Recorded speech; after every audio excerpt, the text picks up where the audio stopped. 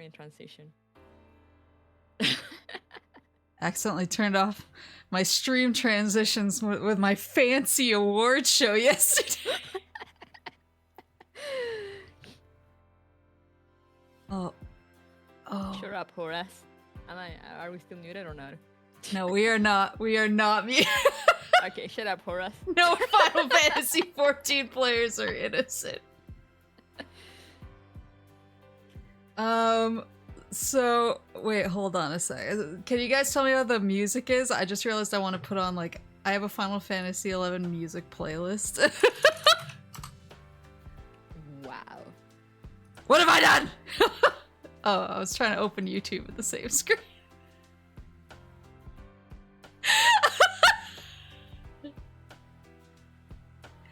I am quiet, says Lamp. It's quiet. I can bump. We can bump. Don't maple me. Maple. I was on low gain too. I went back to my usual gain.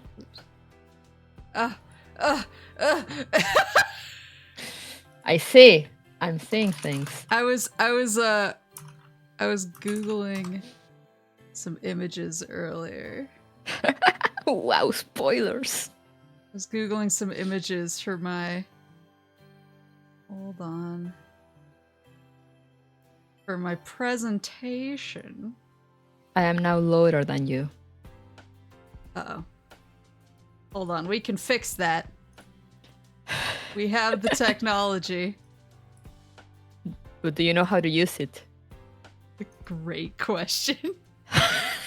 Let me know. I just adjusted it again. Let me know how it is while I'm pulling up music so we have time. We have a second while I pull up some certified bangers. So Final Fantasy XI music all whips. It's all amazing and it's one of like the most underrated Final Fantasy soundtracks. Like, nobody ever remembers it when talking about great Final Fantasy XI soundtracks, but like, there's just so much good shit in here. Okay, then you should send it to me so I can listen along, since I can't listen to it. Can you not hear it over Discord when I turn it on? No. Oh no, I can. Yeah, let's go! Alright, I'm gonna pick things off of the list here. Oh, nice. Yeah, people always forget about. And let me know how the volume is in comparison to me and Kuriko, and how Kuriko is in comparison to me. Everyone's my producers right now.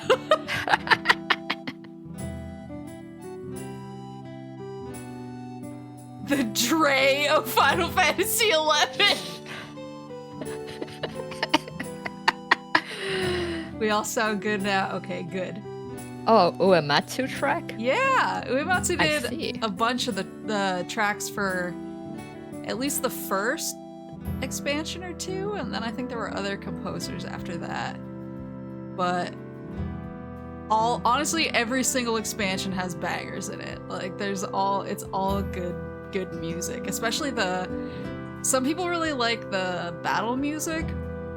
I like some of the battle music, but I really like the area music the most because it's just very like chill vibe music. So I listen to it a lot when this one is very you. I listen to it a lot when I'm just like working and stuff. Any not bangers? Not really. I only know when it comes to composer names. Honestly, I only know Uematsu and Soken. Since I'm a new Final Fantasy girl. I just know 14 and 16. So, as a 14 player, I feel like some of these things are going to horrify. But I want to preface my presentation with I'm a Final Fantasy XI lover. I've played it since North American release. I was kind of a baby when I started playing it. Like, not too much of a baby, but like enough of a baby that like my dad had to sign up for me and stuff. Wow.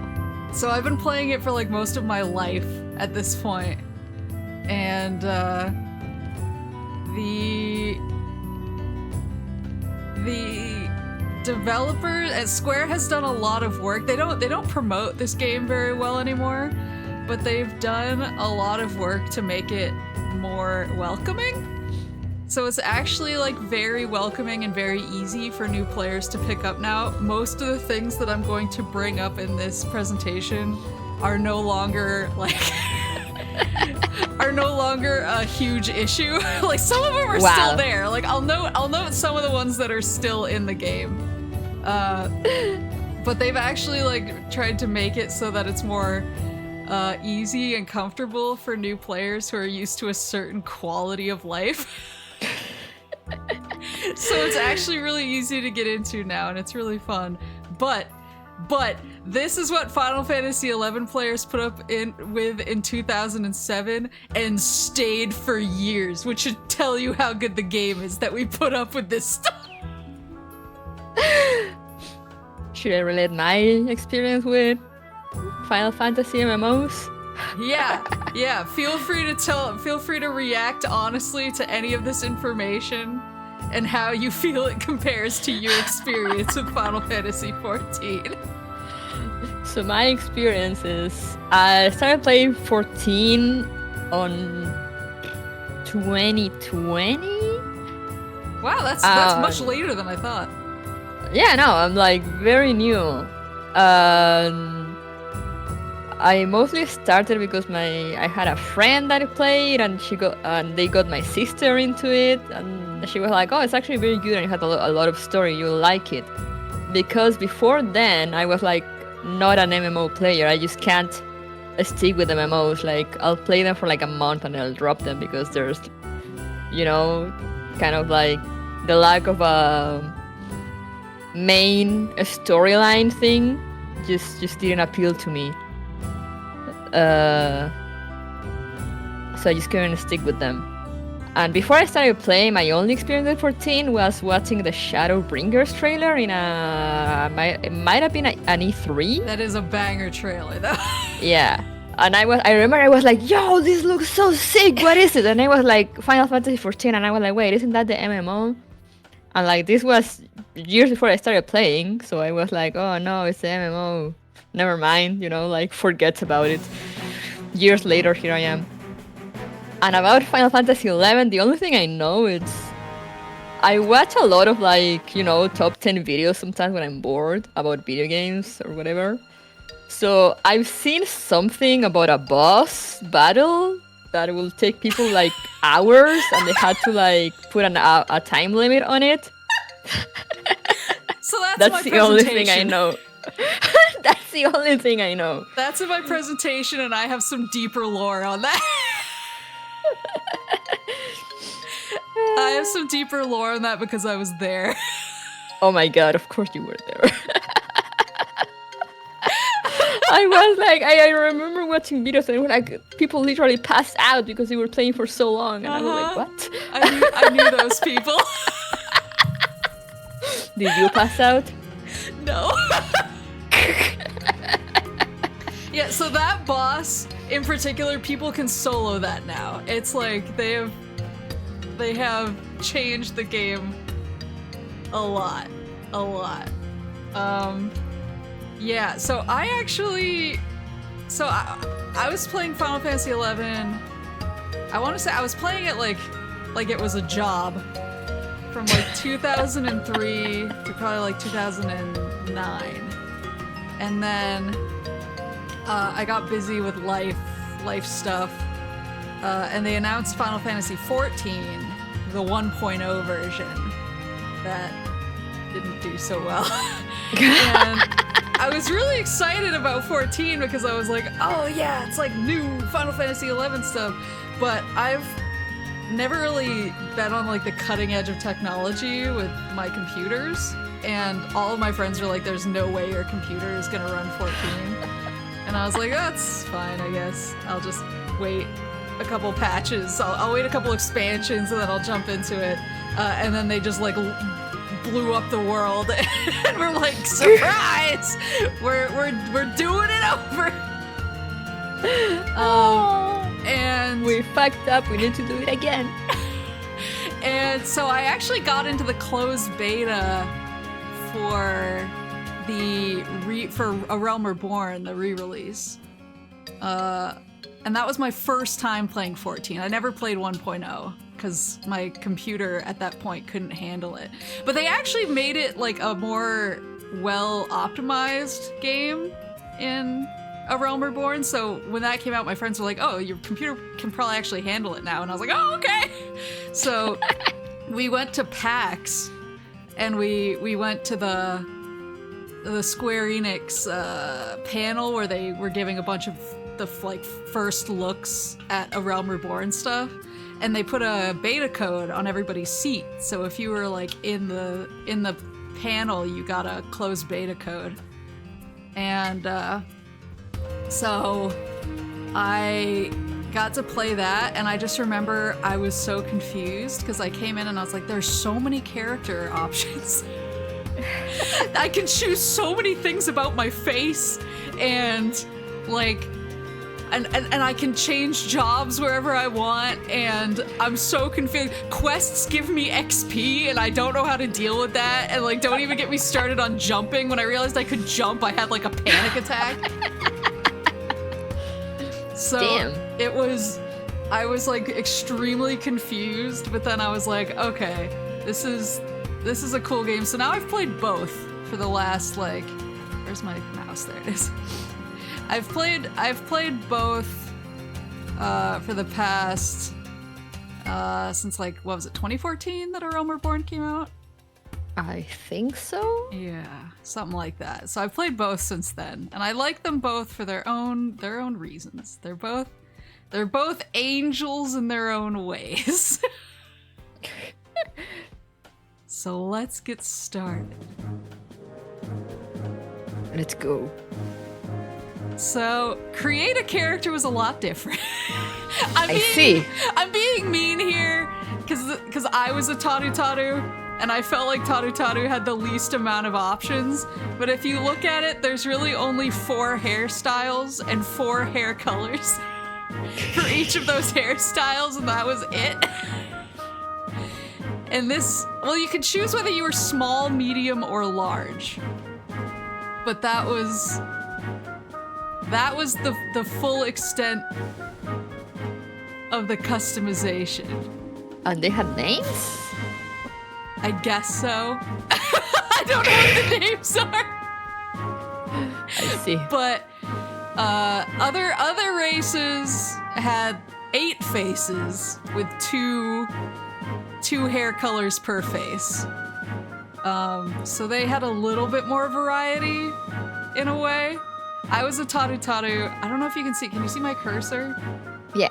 I don't know if the stream can see my cursor. No. Set that up. Capture cursor. It says capture cursor. Yeah, that should work. It's not captured, but that's fine. No. So I was face 4 hair B. I was this guy. Face 4 hair B, for those that don't see the cursor. Face 4 hair B, the blonde pigtails with the red at the end, which to me was the most stylish female Taru. And I will not be hearing any thoughts or opinions to the contrary. That's so Maple. And I'm going to explain to you. You'd think, like, oh, Maple generally likes playing the pretty ladies with the booba. Why would she choose a potato?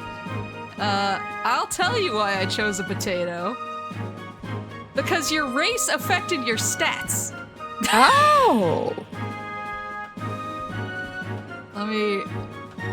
We're covering them up a little, but they get the idea. But basically, yeah, Humes were the equivalent of Hures, and they were pretty well balanced all around. Elvon or Elizin, and they were really heavy in strength and mind. Taru are obviously the Lalafels. Their agility and intelligence, and they had the highest MP pool as well, so it affected your MP and your HP. Mithra had the highest dexterity and agility. They're the Mikote equivalent. And Music is a little closer to Maple's volume now, and Kuriko's good volume for the music, so up me a tad. I can also bump the music down just the choto. Just the choto. I can also yell! Just kidding. And Galka are the Rogadin equivalent, and they were really beefy in vitality and HP. So they had the chonkiest HP pool. And so they've adjusted this now, so it still affects your stats a little bit, but this used to be like the spread here. It was this severe. Like the bonus that you got from your race for each of these stats. So I actually started the game as a Hume because I didn't really know what job I wanted to play, and I was like, I'm scared to be locked into something. So I started as a Hume, and then my friends were like, we're not on that server, come over to our server.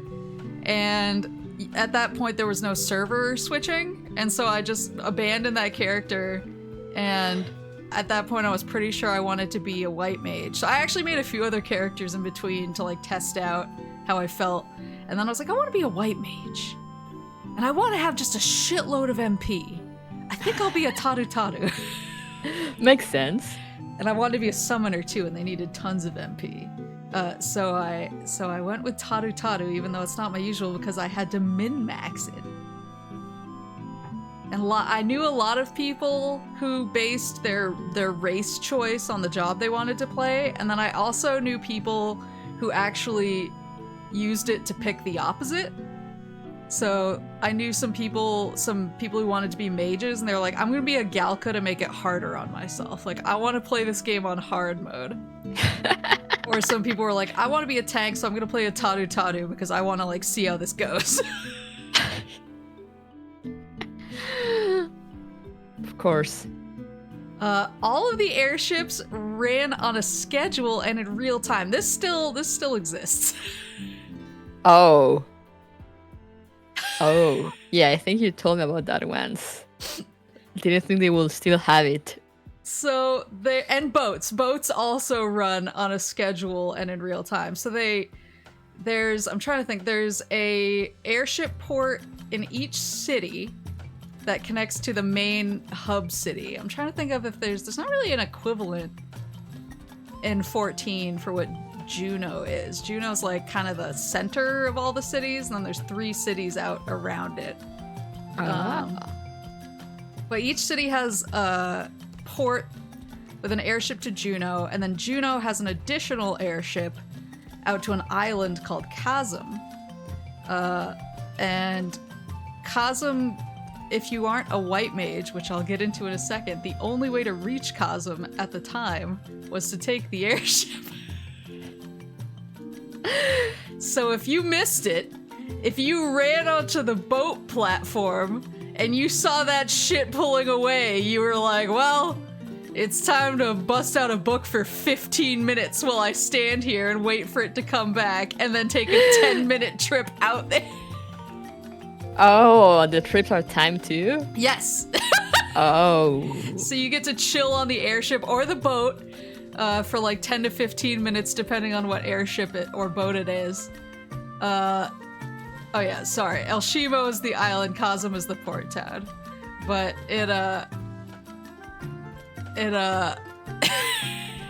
on the boat, monsters can spawn and beat your ass if you're standing out on the deck. Ah. So if you're like, I want to get from one town to another, and I don't want to stand inside like the underside of the boat the entire time. I want to go up to the deck. I want to fish off the side of the boat, maybe. Monsters can spawn and just wreck your shit. Oh yeah, it can also be invaded by pirates. Pirates can show up and attack the ship. Okay. So I was looking for discussion on this, and I found this comment on YouTube that somebody left, which was, I have physically broken down due to missing a Chasm airship, but I'm a stronger man for it having happened.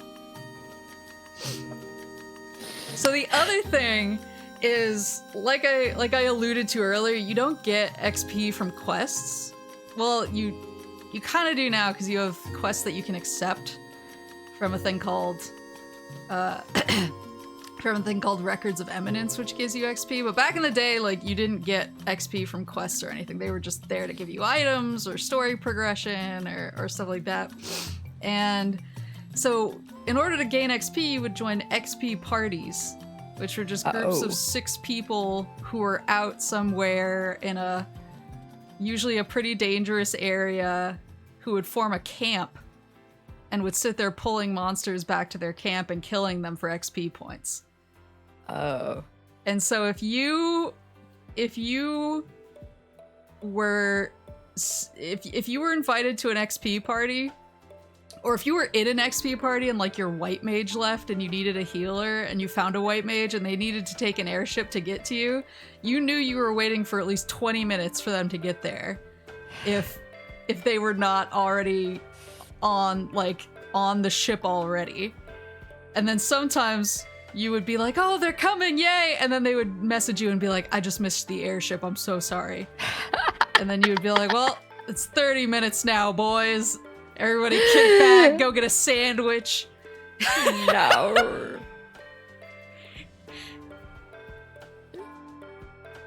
Okay. So people set up these things in order to keep track of when airships and ships were arriving and departing. I can zoom in a little bit too. It says shops, by the way. Oops. I just added a new slot! Ignore that. It is shops. Because shops also have certain hours and they have certain days of the week off. Let me zoom in on a computer.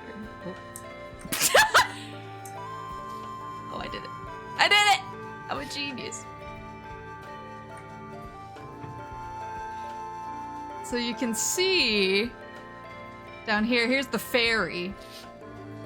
So you can see the ETAs on the ferry, what time it's going to arrive, how far away that is when it arrives and departs. Here's the airship arrival and departure times.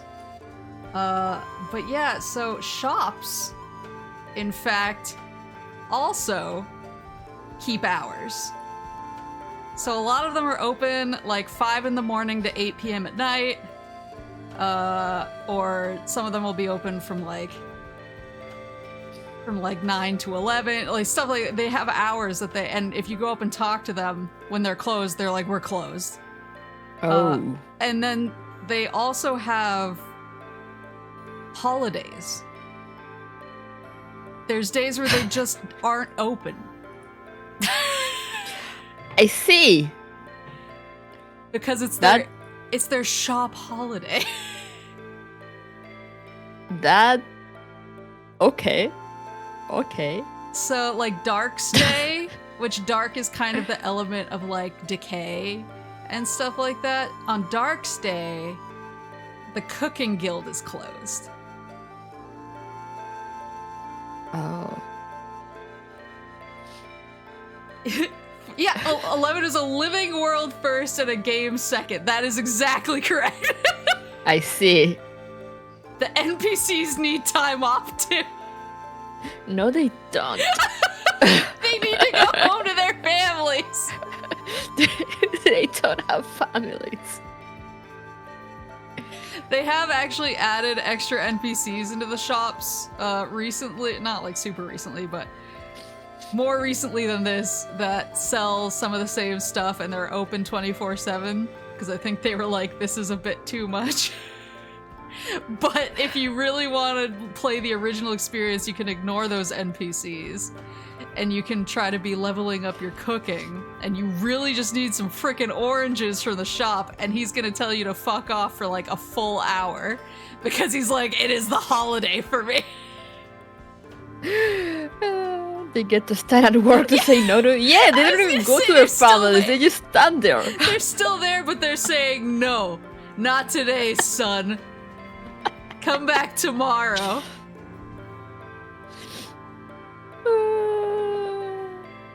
This That's the empty one that you just made? accidentally just made. So more about the traveling system. They've added stuff now so that there's home points. There's always home points. So, but there was usually like kind of like one in each city, and then occasionally out in like smaller towns that were close to leveling areas. So if you were leveling kind of far out, you would set your home point at the town nearby. So if you died, you would just go back there. But and they've changed it now so that they've added a bunch of home points to everywhere. Like cities have like 5 home points, towns tend to have 1 or 2, and they even have them kind of in the wilderness now. And you can teleport to any of them. You didn't used to be able to teleport to any of them. They were simply there as a fail-safe if you died. They were there to protect you. Oof. They were not there for teleportation. The crystals that were there for teleportation were in these 5 areas that I have marked on the map. Those are very far apart. They're very far apart. They're very far apart, and you can't teleport to them. There's 6. 1, 2, 3, 4, 5, 6. I can't count. So there's 6 places you can teleport to. How did you play Final Fantasy XI if you can't count? That's why I can play Final Fantasy XI.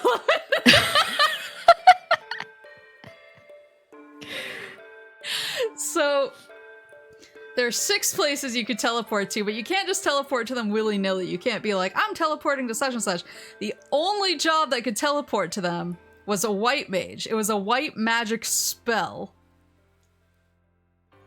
It was a white magic spell that you used to teleport. So if you needed to teleport to Lathen Plateau, which is teleport Hala is the name of the spell, you either had to be a white mage or you had to find a white mage who had teleport Hala. Yeah, it's a separate spell for each one.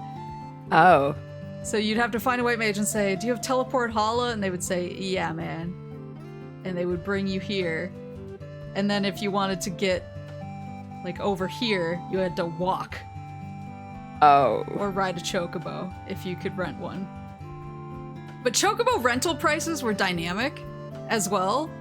And so if a lot of people were renting a chocobo from the same place, the price would go up.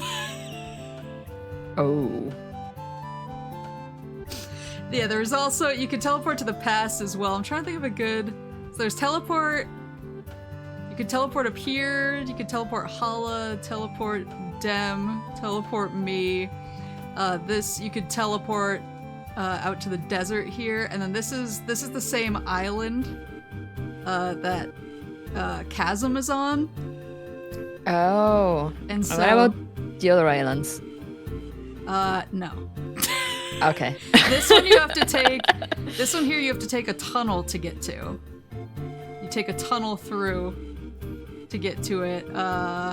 There's a few that are connected by this one's a tunnel as well. This one, you take a tunnel from... Where is it? You take a tunnel from down here-ish. This is a boat route right here. Okay. So That's a boat that you need to wait for? Yes! I see. So it's... Some of them is not even close to like the points. No. Like this area here was hell to get to. And there was a really important monster that spawned out here. And so if that shit spawned and you wanted to get to it really fast, God help you. They did have something called outpost warps. So if you delivered, if your country owned an outpost, so countries own certain areas. Hey baby, Why is that so small? you come to learn about Final Fantasy XI too.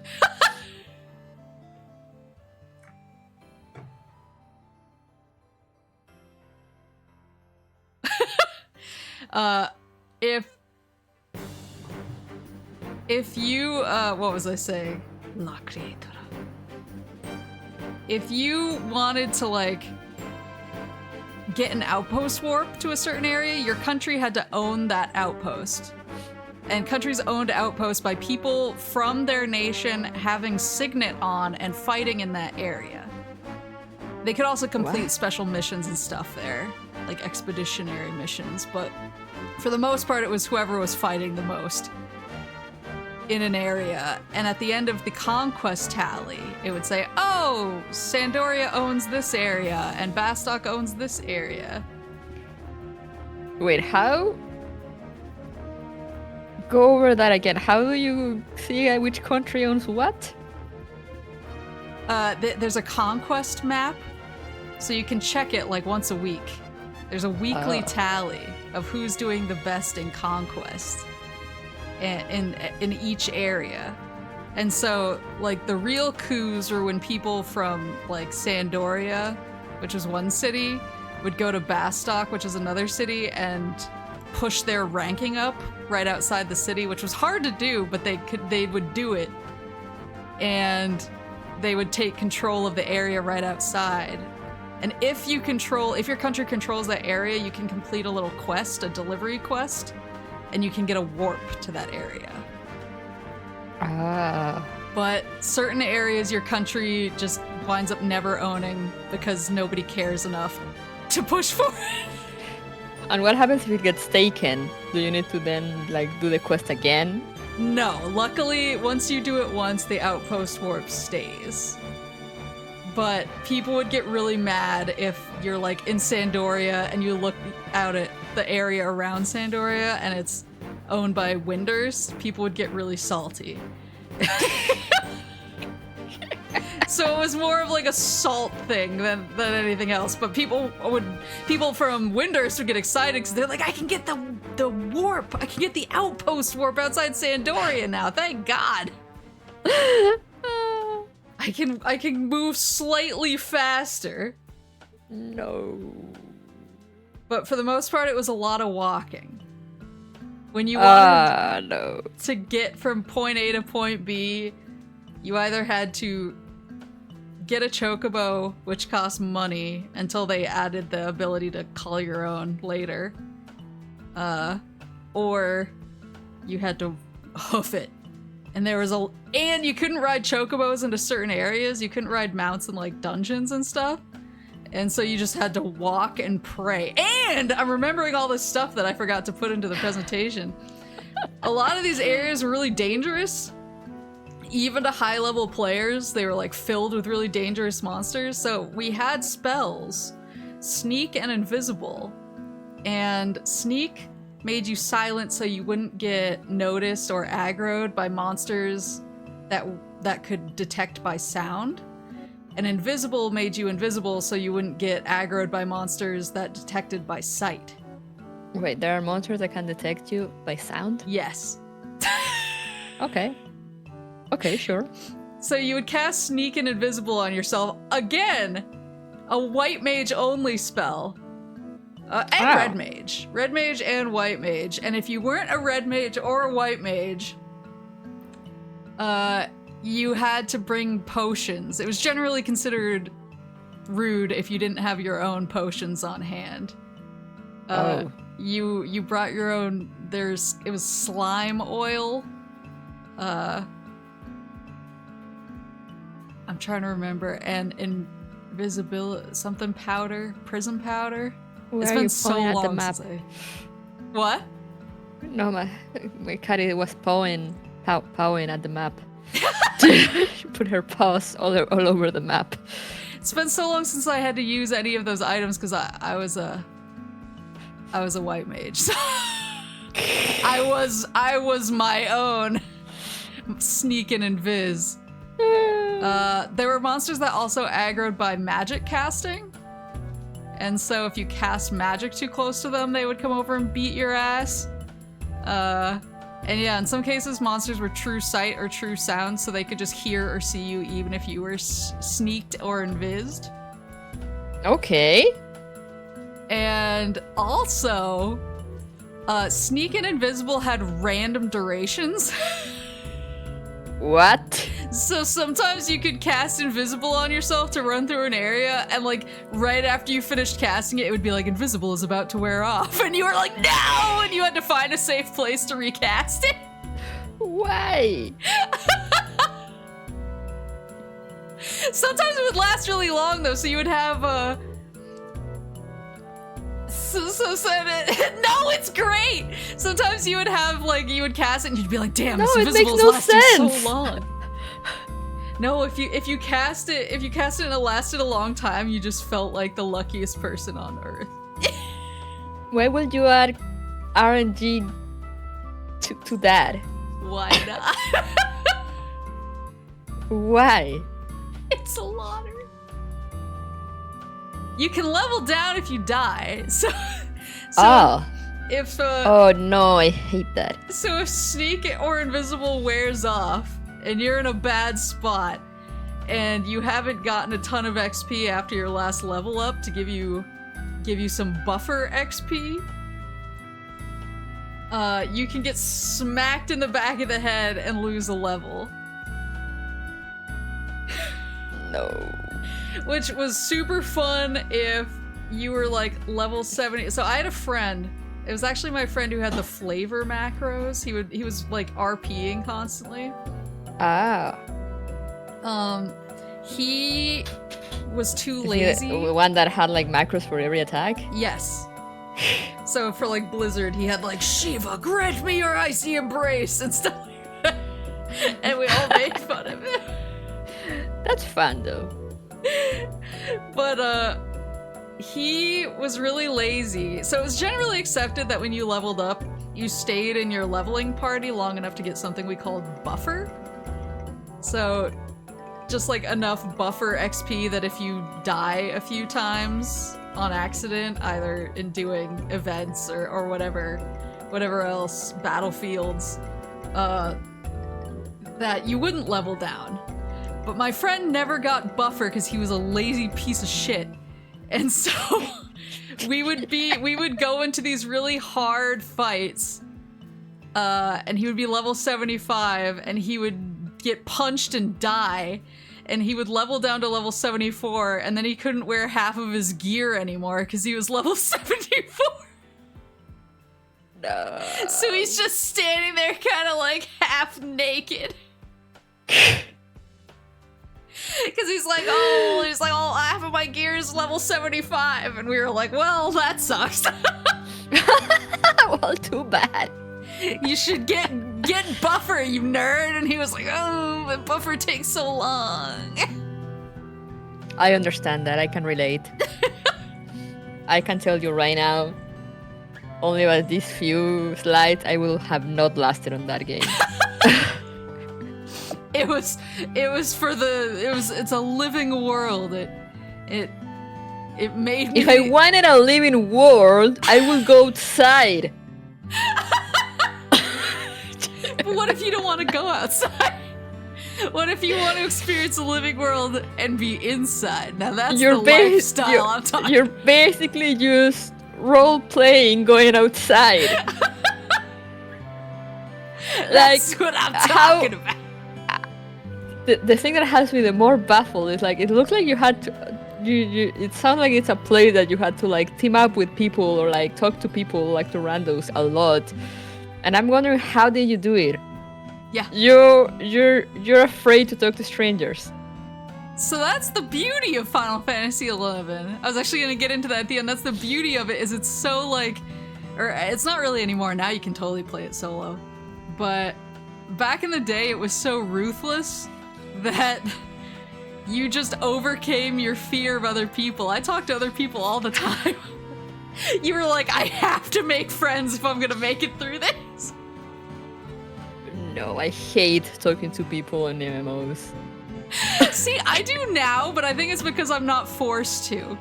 Like, I was forced to in Final Fantasy XI, and I actually made like a ton of like really good friends, and it just like, and the other thing was there was mixed region servers. Like every server had both North American, European, and Japanese players on it. Oh. Okay, that's fun. Yeah, they weren't separated by regions. And so sometimes, especially when I was like a teenager with no sleep schedule, I would play like at stupid hours of the night and it was like all Japanese players online.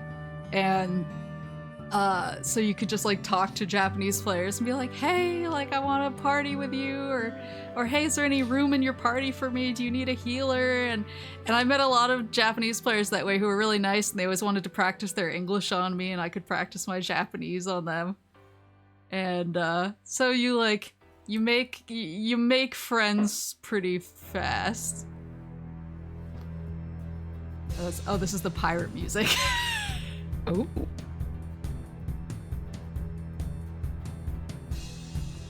Also, all of your skills level up randomly.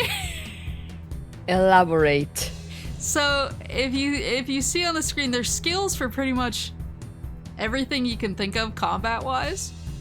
They have different magic skill levels for like divine magic, enhancing magic, healing magic, enfeebling magic, elemental magic, dark magic. There's also blue magic, ninjutsu. So there's bard song. You also have separate skills for stringed instruments and wind instruments.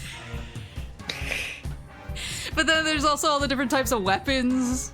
And then you also had different skills for parrying, evasion, guard, throwing, ranged skills. They were all separate skills. And yeah, these ones never go down. These stay up permanently. Once you get this skill, you have it forever. And it's like those games that they level up as you use the skill? Yeah. So okay. If you're holding a dagger and you hit an enemy that's like at your level or above, the skill goes up. It'll go up like here or there. It kind of depends on like how much higher than you. So if it's like an enemy that's a lot higher than your dagger skill level and you manage to hit it, you'll get really good skill ups from it every time you hit it. But if it's something closer to your level, then you'll get smaller skill ups further apart. Okay, that makes sense at least. And they're shared between your jobs too. So if you're a black mage and so your elemental magic skill is really high, and then you switch to red mage, your elemental skill will still be really high. It's just it's all shared between jobs, thank God. And yeah, they have items now that give you the skill ups, so it's a lot friendlier. But like, there were some people who for one reason or another would have like one type of skill really underleveled that was like important. So it again, my friend, he was a Dark Knight. Greatsword was generally, at least for a long time, was considered the meta for Dark Knight, but he only wanted to use a scythe because he thought it looked cooler.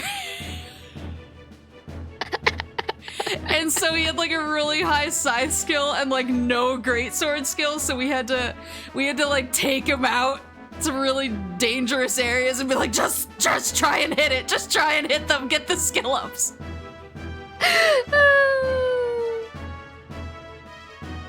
So has he heard about Reaper on Final Fantasy XIV? Oh, I'm sure he has.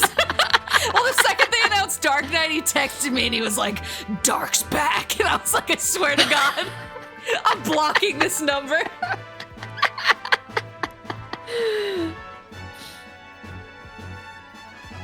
So crafting also levels up randomly. Okay. Crafts were not their own classes, they're skills.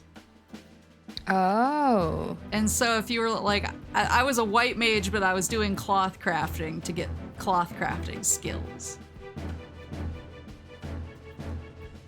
But you can craft stuff and basically not get a skill up.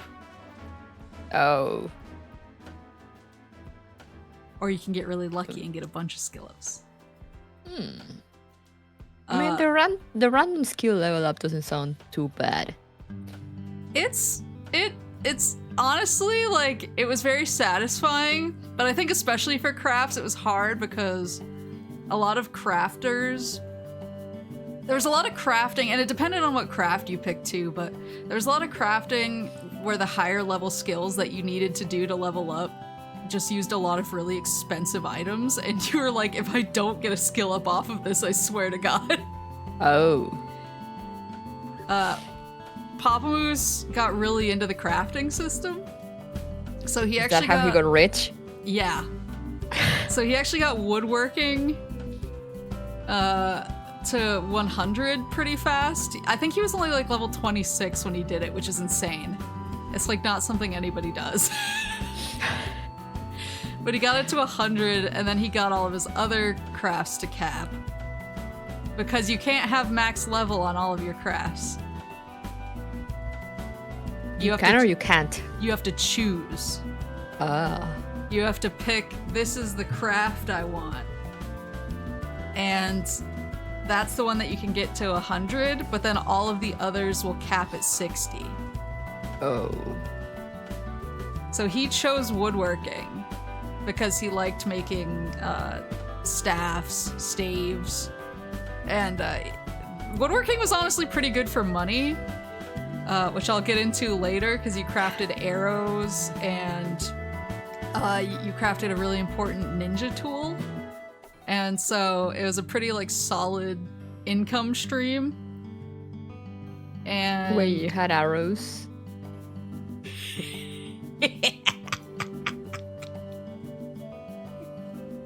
Okay, go on. Go on. But yeah, so he, the only thing that isn't included, I don't know about synergy because I've never touched synergy, but fishing you can get up to 100, even if you have something. Fishing is like its own thing. As it should be. But yeah, woodworking was pretty good for money. Honestly, like most things were like pretty, once you had them at 100, you could make things that made you money because you could make a lot of like cursed gear and other stuff. But I think woodworking and cooking were kind of the ones that everybody considered, and alchemy, that everybody considered like the shmoney makers. So yeah, he maxed out woodworking, made $1 zillion, became like one of the richest people on the server, bankrolled me into oblivion. But all of his others are capped at 60, so you know what he did? What? He made other characters. To max other things? He had a separate character who was just there to cook. So that one had 100 cooking, and then I think he had another one for cloth craft. So he had 2 side characters who never got above like level 5 or something, and they were just there to do his high level crafting for, or maybe it was alchemy. I think he had an alchemist and a cook.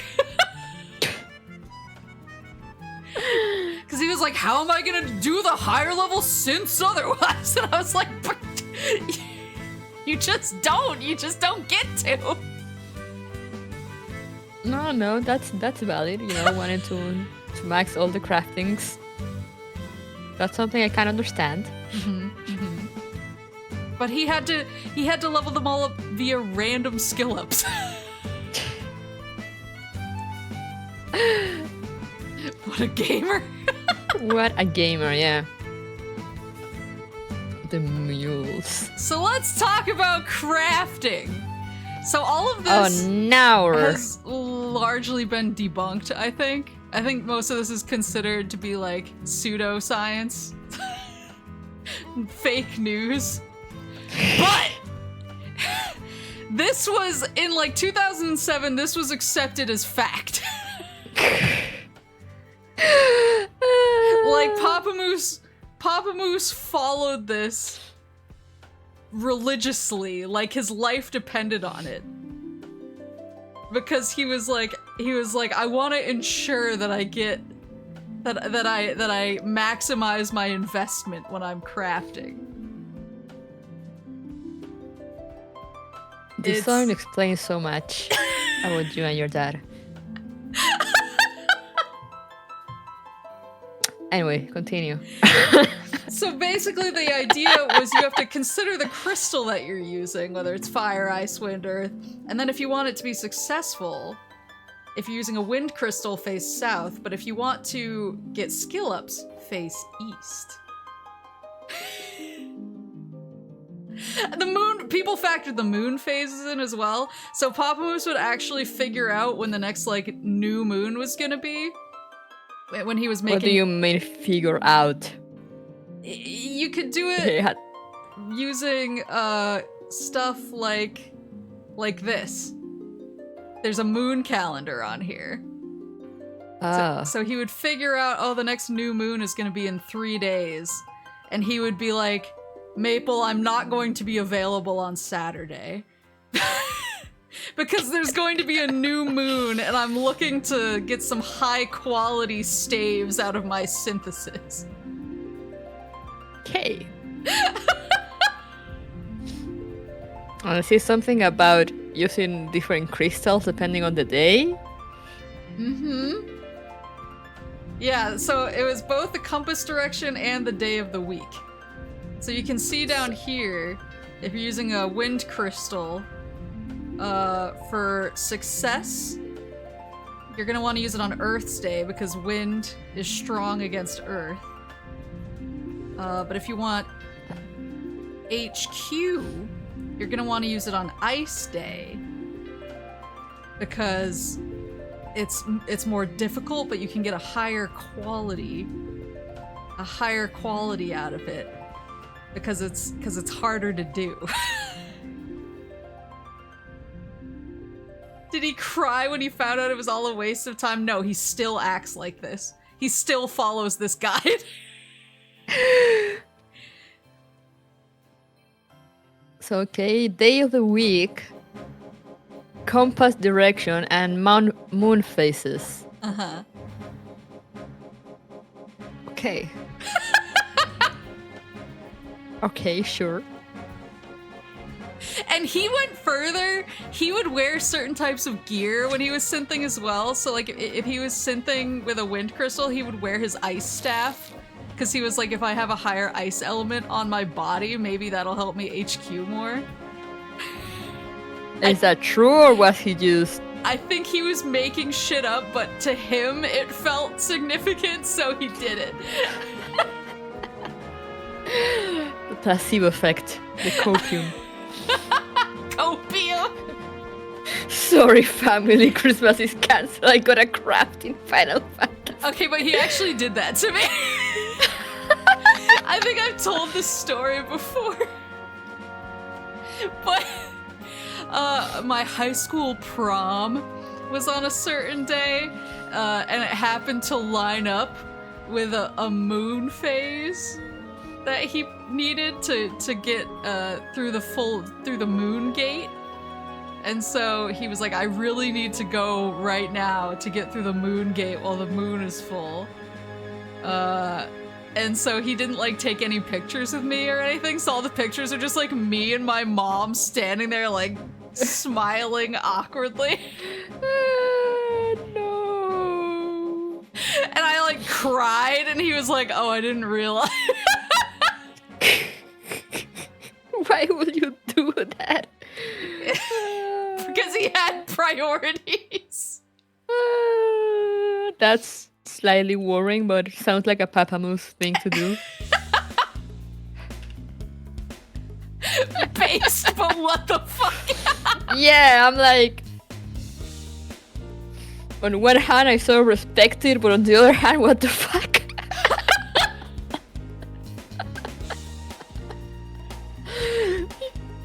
So anyway, back to combat skills.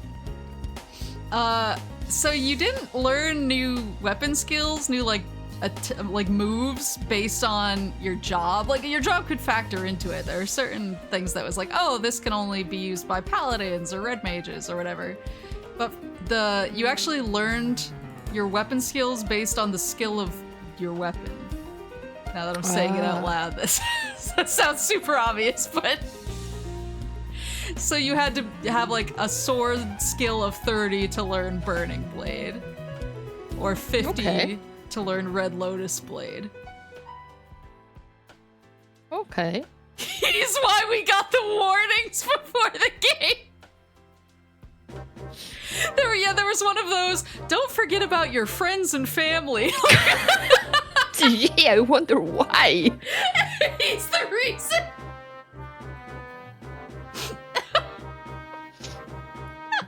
After this, you're just gonna make me think that every Final Fantasy 11 player just never goes outside. Which can be said for a bunch of 14 players, though, I guess. But just more quantity here. I was gonna say we have it's dedication. Dedication. It's all his fault. But yeah, so you got skill ups, then you learned these at these skill levels. So if you were like a level 75 paladin, if you somehow got there without ever hitting a monster with your sword, you wouldn't have any weapon skills. Let's go! And weapon skills are very important because welcome to skill chaining! Oh no! I hate this.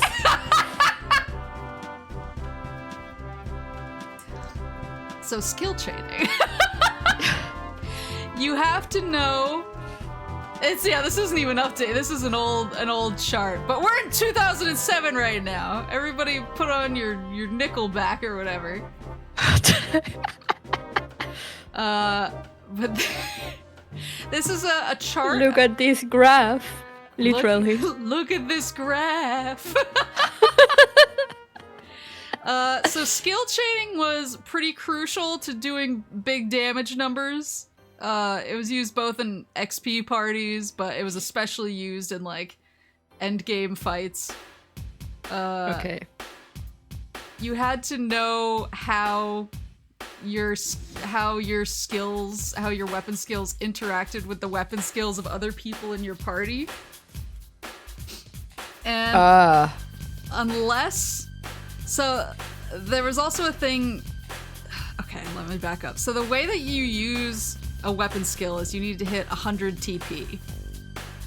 Once you have 100 TP, you earn TP by hitting an enemy. Okay. So once you hit 100 TP, you can use one of these. But obviously, if you want to chain them together with somebody else in your party, they need to have 100 TP as well. There was no way to see your party's TP unless you used a plugin that was not native to the game.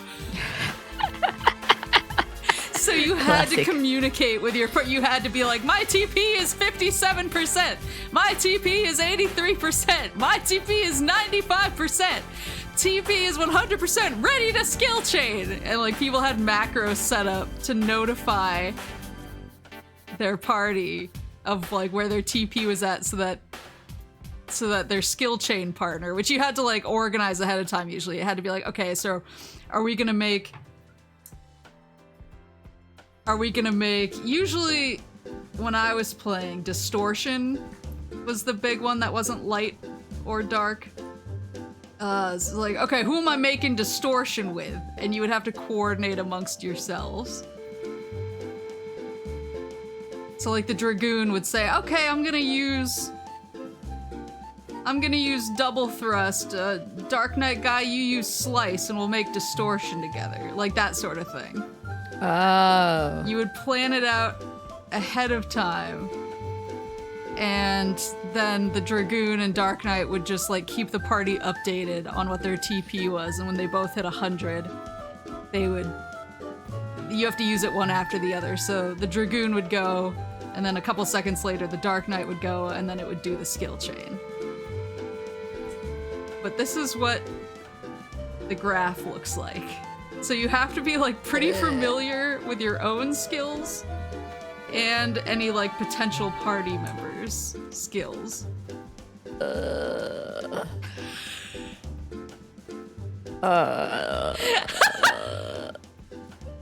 It is actually like It wound up making sense and being fun in context, but I remember when I was trying to learn this, I was like, what the fuck game did I choose to play?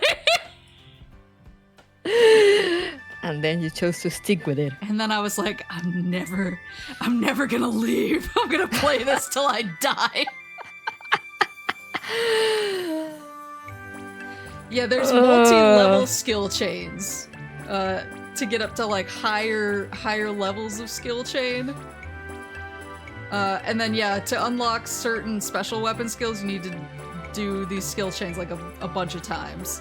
But the thing about skill chains is like skill chains do good damage. But the really sick damage that you get out of them comes from magic bursting.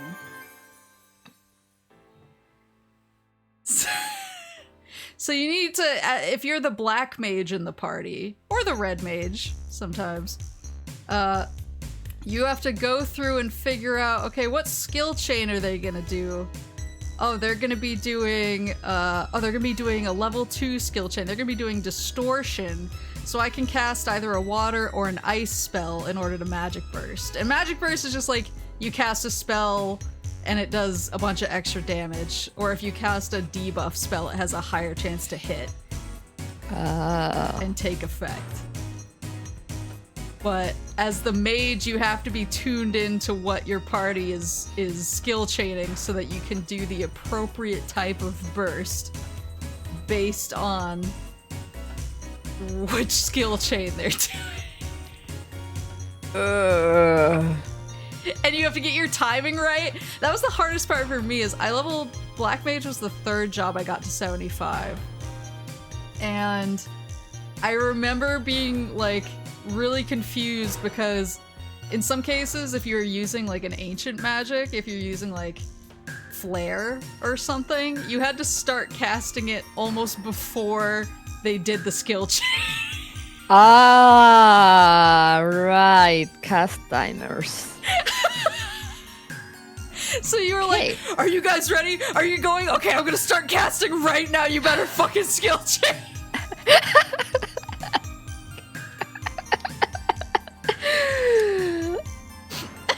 Oh, it sounds so painful. I hope all of this factors into the Final Fantasy XI dungeon in 14. No. I hope we have to do all of this. No. It's the most perfect system. No.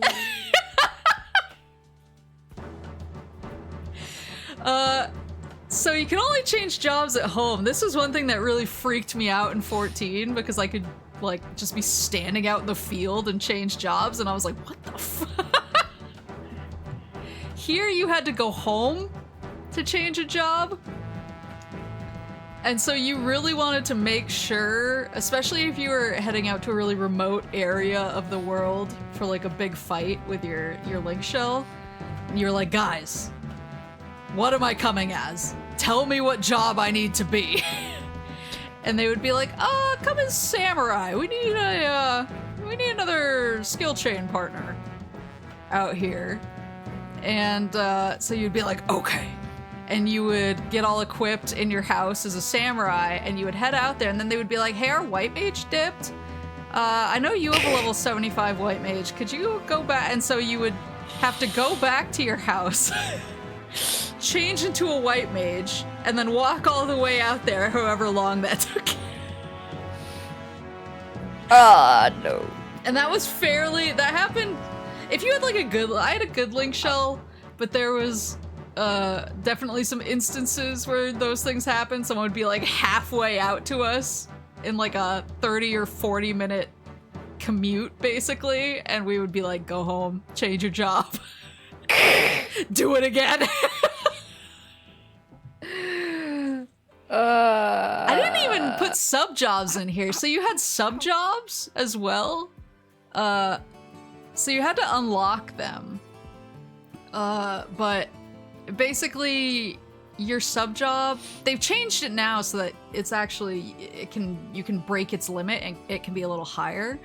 But if you're like a white mage, you can pick a sub job And so you can be a level 75 white mage / level 37 black mage. And your sub job adds, you can use like most of the, or all of the spells that your sub job has up to that level. You don't automatically learn spells, by the way. You have to buy them as scrolls. Ah. Okay. So that was even better for the white mage teleportation. Because all those scrolls are really expensive. So you had to do like the quests to get them if you weren't rich.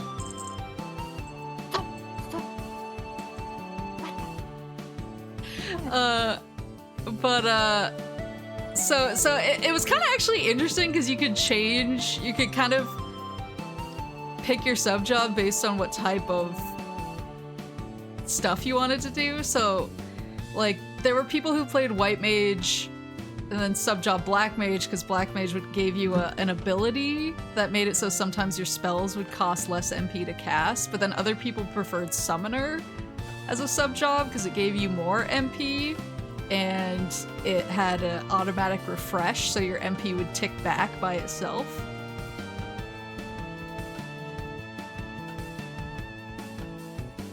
And then later they added Scholar, which also had other abilities. So it was very like customizable. That was actually cool. It was complicated though, and you had to level up your sub job. Oh. So like you would see people show up and you could look at them and they would have like, they'd be like white mage 75, like black mage 20. And you're like, like go level that sub job, bucko.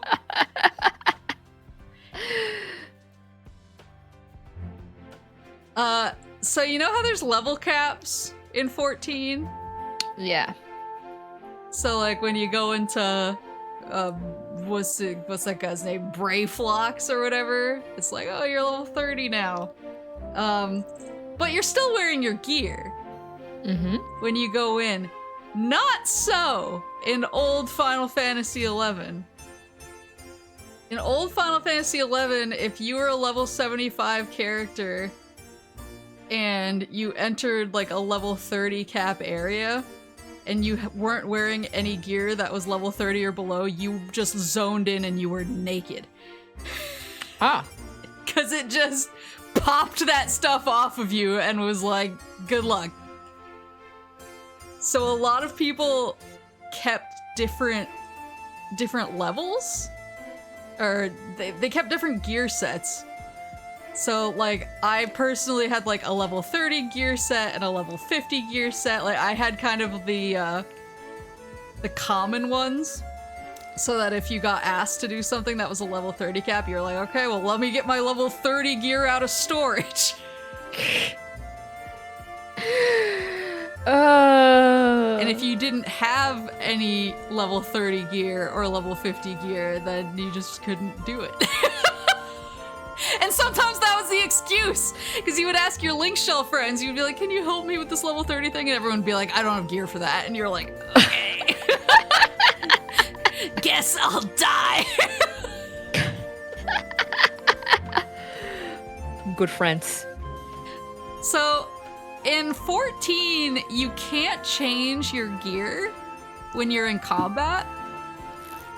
But 11 was kind of built around changing your gear in combat. It's built around min-maxing what you're wearing for different things. So like as a white mage, I had a bunch of different gear sets. So I had different gear that I used. Like I had a gear set for when I was casting cure spells. I had a gear set for when I was casting buff spells. I had a gear set for when I was using stone skin on myself. I had a gear set for when I was resting my MP back.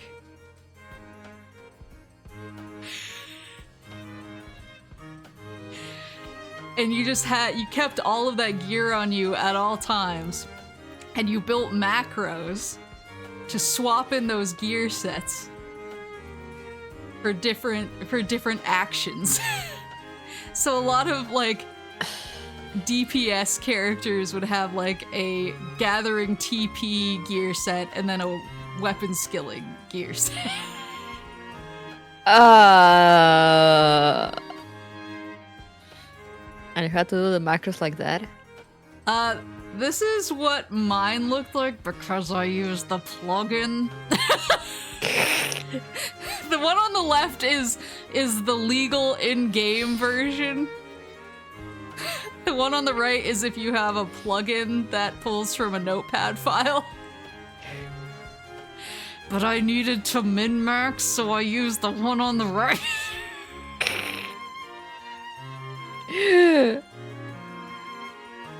That's a lot of text.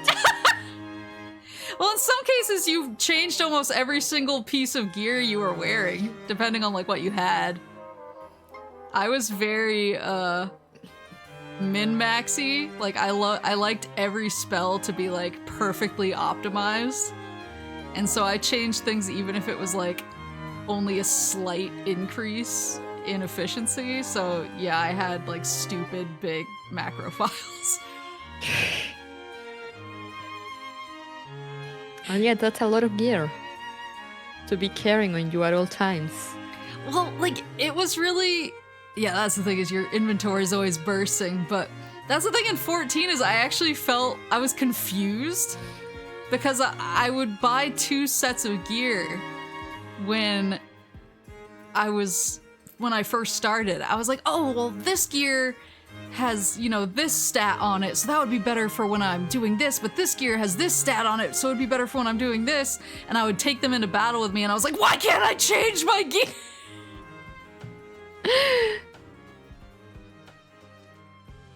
Sounds like a you problem. No, you gotta min-max. You gotta take advantage. You gotta really...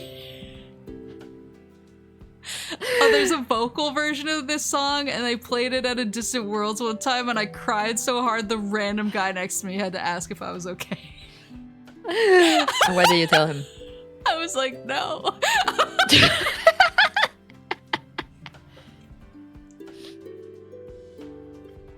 So, you asked about arrows earlier. Yeah. So every time a ranger fires his bow or crossbow or gun, he uses an arrow, a crossbow bolt, or a bullet. Okay. And he has to carry all of those arrows in his inventory. And if he runs out of arrows, he can't shoot his bow anymore.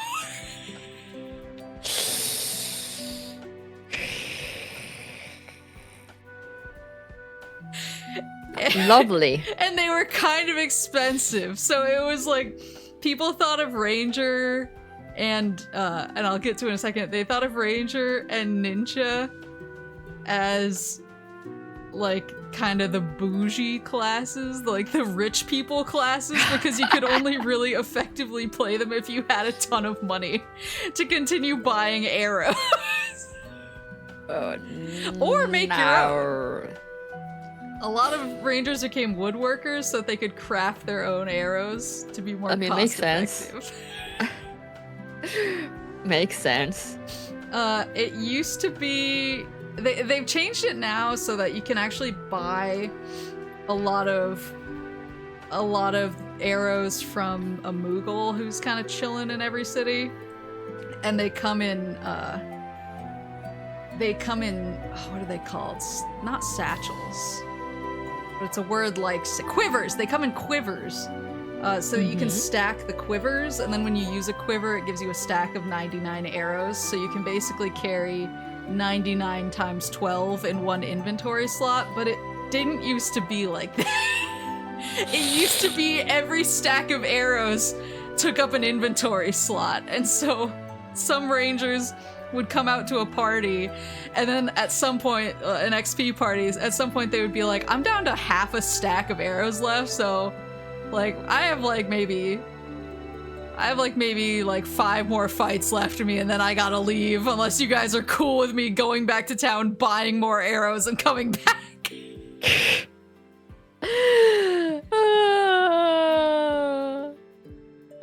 No. And So the way that a lot of rangers got around the arrow usage problem, because every time they hit an enemy with an arrow, they gain TP, and so they needed to be hitting an enemy to gain TP to use weapon skills.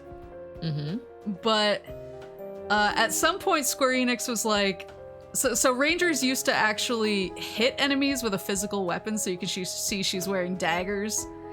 So some would use daggers, some would use axes, and they would stand up close and fight with the rest of the party and hit with a physical weapon that didn't cost any ammo to gain TP, and then they would just use arrows on their weapon skills. And then Square Enix was like, no. That's not the way we designed this class. And they changed it so that your arrows do less damage. You have to find the optimal range. And it's slightly different for bows, crossbows, and guns. But you have to be standing at a certain range to get the maximum amount of damage from your weapon. Okay. So they were like, do not stand up close. That's not what you're here for. Oh, God. So Ninja also had a expendable tool. These were called Shihei, and they were used to cast Utsusemi, which was like a blink spell. It created shadows so that when an enemy swiped at you, it absorbed 3 to 4 hits, basically. But every time they cast Utsusemi, so they're getting hit, and then they have to recast Utsusemi to not get hit. Every time they cast Utsusemi, they use a Shihei. Oh. And so you have 99 casts in one of your stacks. And when you cast it 99 times, you better have another stack of these things or you're not casting your spell.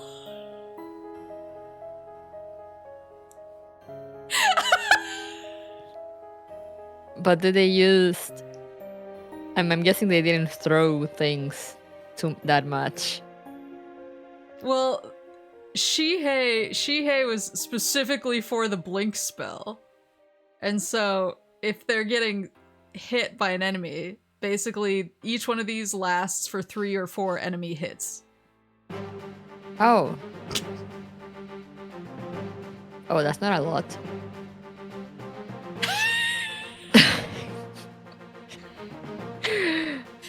But I'm trying to remember if it's the next slide. I'll get around to it. Well, I get into it later, but Ninja wasn't originally meant to be a tank, whereas in 14 they're like, these are the tank classes, these are the healer classes, and these are the DPS classes. There wasn't any kind of like roles like that in 11. They were just like, you're a ninja, you're a dragoon, you're a summoner, you're like, and it was kind of like, what does that mean? Well, that's up to you. So Ninja was not originally meant to be a tank, but the players turned it into one. I mean, makes sense. Players were like, I can tank with shadows? I'm gonna tank as a ninja, and SE was kind of like, okay.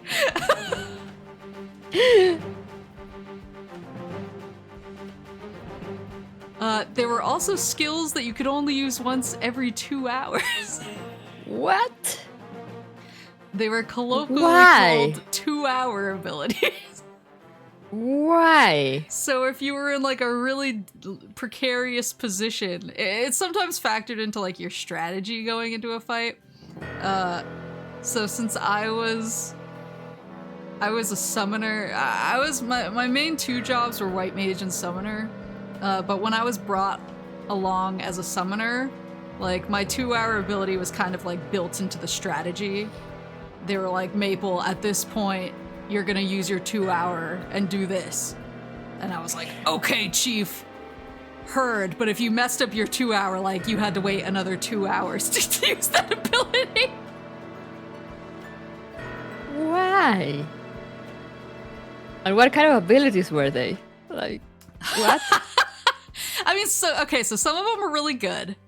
So White Mage had something called Benediction, which gave everybody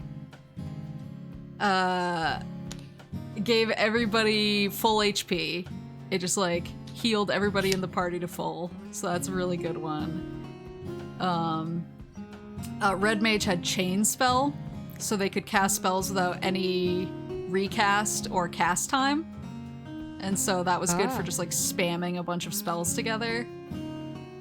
People in endgame used to use it for like locking down bosses. So if a boss was gonna do like had a form or a phase or something that sucked, like a red mage would use chain spell and just spam stun over and over to just lock it down.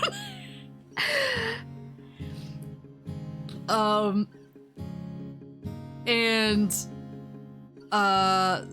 Dark Knights had blood weapons, so they would like absorb HP with every hit. Like some of them were really, really good.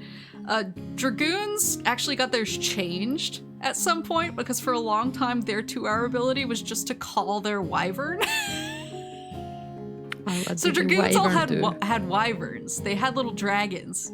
Okay. That accompanied them everywhere, and it was super cute. They look like the baby mini dragons in 14.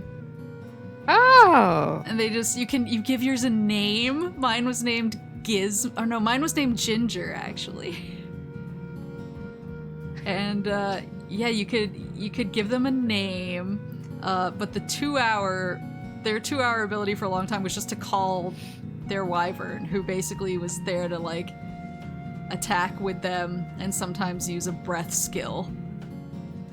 And dragoon and if their little dragon pulled hate or managed to get hit with an AoE spell and died, especially if they had just called it recently, they were like, well, I'm not gonna have my wyvern for another hour and a half, so.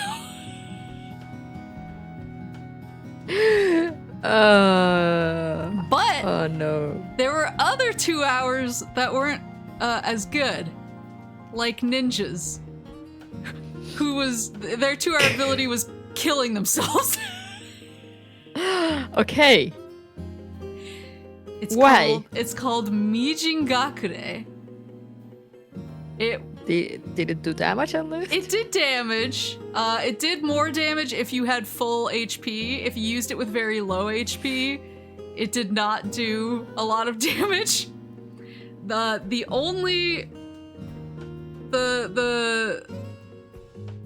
uses that were for it were if you plan to use it ahead of time. Some people would just like use it as a joke. Of course. But then if you use Mijingakure to die instead of being killed by the enemy, you don't lose XP, so you can't level down. Oh. And so sometimes if a ninja was in a bad situation and was like, I don't want to lose XP on this, they would just use their 2-hour to basically burst out of it, die, and just get back to business. Powerful exit. Yeah. It was the like I can't lose this XP right now. You can't kill me if I kill myself first. Exactly. You just explode. So this is where I was gonna talk about how Ninja was not originally a tank. But people just kind of found new and interesting ways to do whatever the hell they wanted. So you don't always find kind of like weird builds that people would come up with, or like weird main job, sub job classes, or yeah, like weird main job, sub job mixes, because people would be like, I found out that I can do this really cool and specific thing. If I use these jobs like this.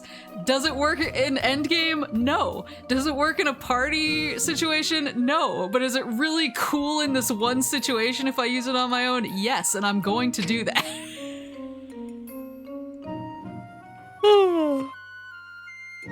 So you basically had to, Did you do it? Did you do any? Oh, of course.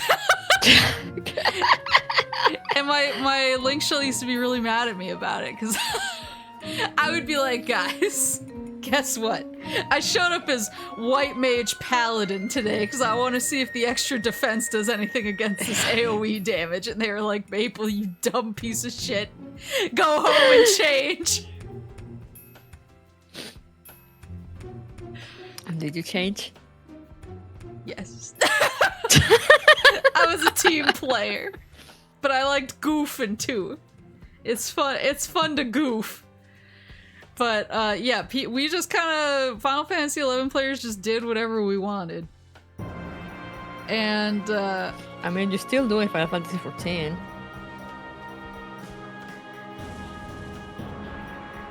Like when you killed your whole alliance. When I ran the bomb into Wawa, that was me hearkening back to my roots. I was like, I'm feeling nostalgic right now. I'm gonna bring this tank buster into Wawa's face. It's fine. You know why? Because he does the same. He is constantly, you know, when we fight bosses on platforms, he's constantly jumping and like rescuing people so they fall with him to their death. Wawa, please. Yeah, Wawa would be an amazing Final Fantasy XI player, actually. He was built for this game. And he maxed all his crafters so he could craft his own stuff. And he also has accounts on different worlds because he is you know, he has the mind of a merchant. So he will buy things that are cheap on other worlds. So and then sell them on Siren or World to get money. Why so he has like multiple accounts to just do that.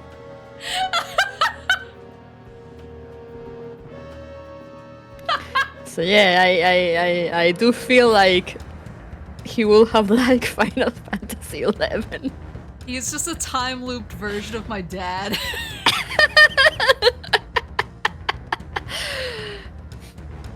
Yeah, that was one thing that was really cool is the borders between roles were really blurry because a lot of roles could do a lot of different things. So like Summoner, basically up until 75, Summoner was considered a healer / a support job, but then when you hit 75, when you hit 70, you could start doing pretty good damage, and then 75, when you got your best gear, you could do really good damage, and so, but sometimes when you showed up, they were like, oh, we need more healing, so like, you use your big damage move, but then back off and use your MP for healing instead. It was much more, it was much more mixed. Okay. Yeah, it was very flexible, which I liked actually. I kind of missed the flexibility. Well, that sounds fun, yeah. Switching gears, so fishing rods could break. No! Okay, I'm never touching this game ever. This is like by far the worst thing I've heard tonight. Fishing rods could break, which is funny because that broken rod in the last slide cost 10,000 fish.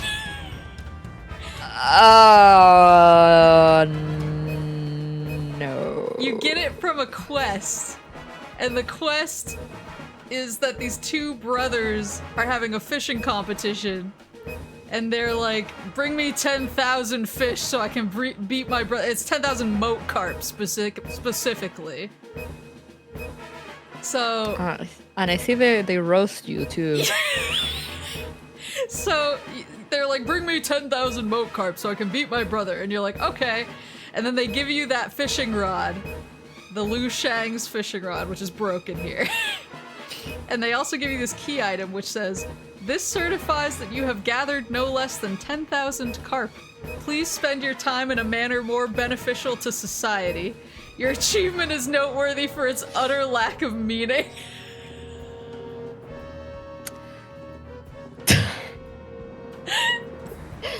Why did you play this game again? Because it's amazing. Papa Moose asked me the other day, he was like, Maple, do you have a Lu Shang's? And I was like, yeah, I actually finally got one. I finally passed in the 10,000 carp. And he was like, well, I have a Lu Shang's +1. And I was like, okay, I'm sorry. I'm so Of course sorry. he does. Of course he does. What a dick.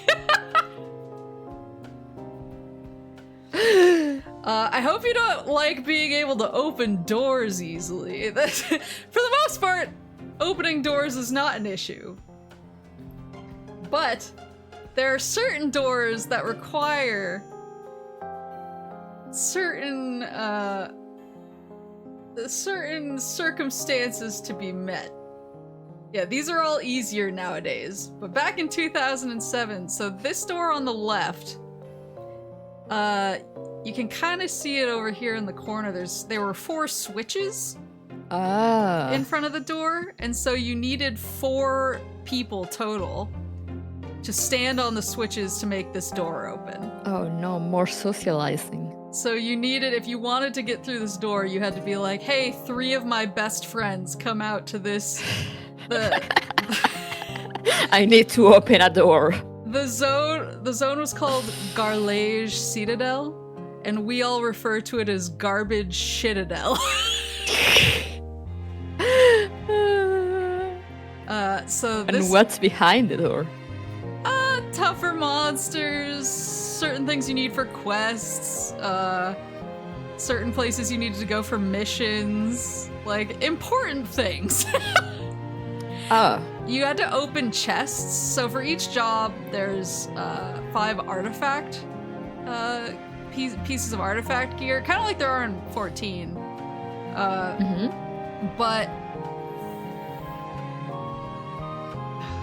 2 of the pieces of gear minus the weapon, because there was a weapon quest, and then you had 2 more quests, and the quests would give you 2 pieces of gear, and it depended on the job.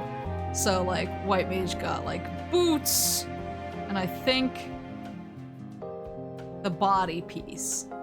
But then the hat, pants, and gloves were in treasure chests that you needed to get a key for and find in dungeons and unlock in order to get your piece of artifact gear. And all of the chests in this particular place were behind these gates. Oh. So if you wanted to get your piece of gear, you had to be like, 3 of my best friends come out and stand on switches for me so I can go back there and look for a chest that I hope is there. I see. This one in the middle is referred to as the 3 mage gate. True to its name, you need 1 white mage, 1 black mage, and 1 red mage to stand on the corresponding pedestals there in order to get the door to open. What about the last one? The last one is a weight-sensitive door. And so you can, if you're a Galka, the Rogan equivalent, you can open it on your own, because you only need 1 Galka to open it. But if you're a human or a Mithra, a Hume or a Mithra, you would need 2 of you to have enough weight to open the door. And if you were Taru, you needed 3 of you to stand on this to open the door.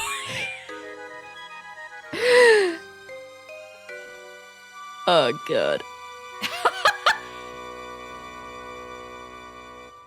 So you just need to plan around the weight of your party to know if you can open this door or not.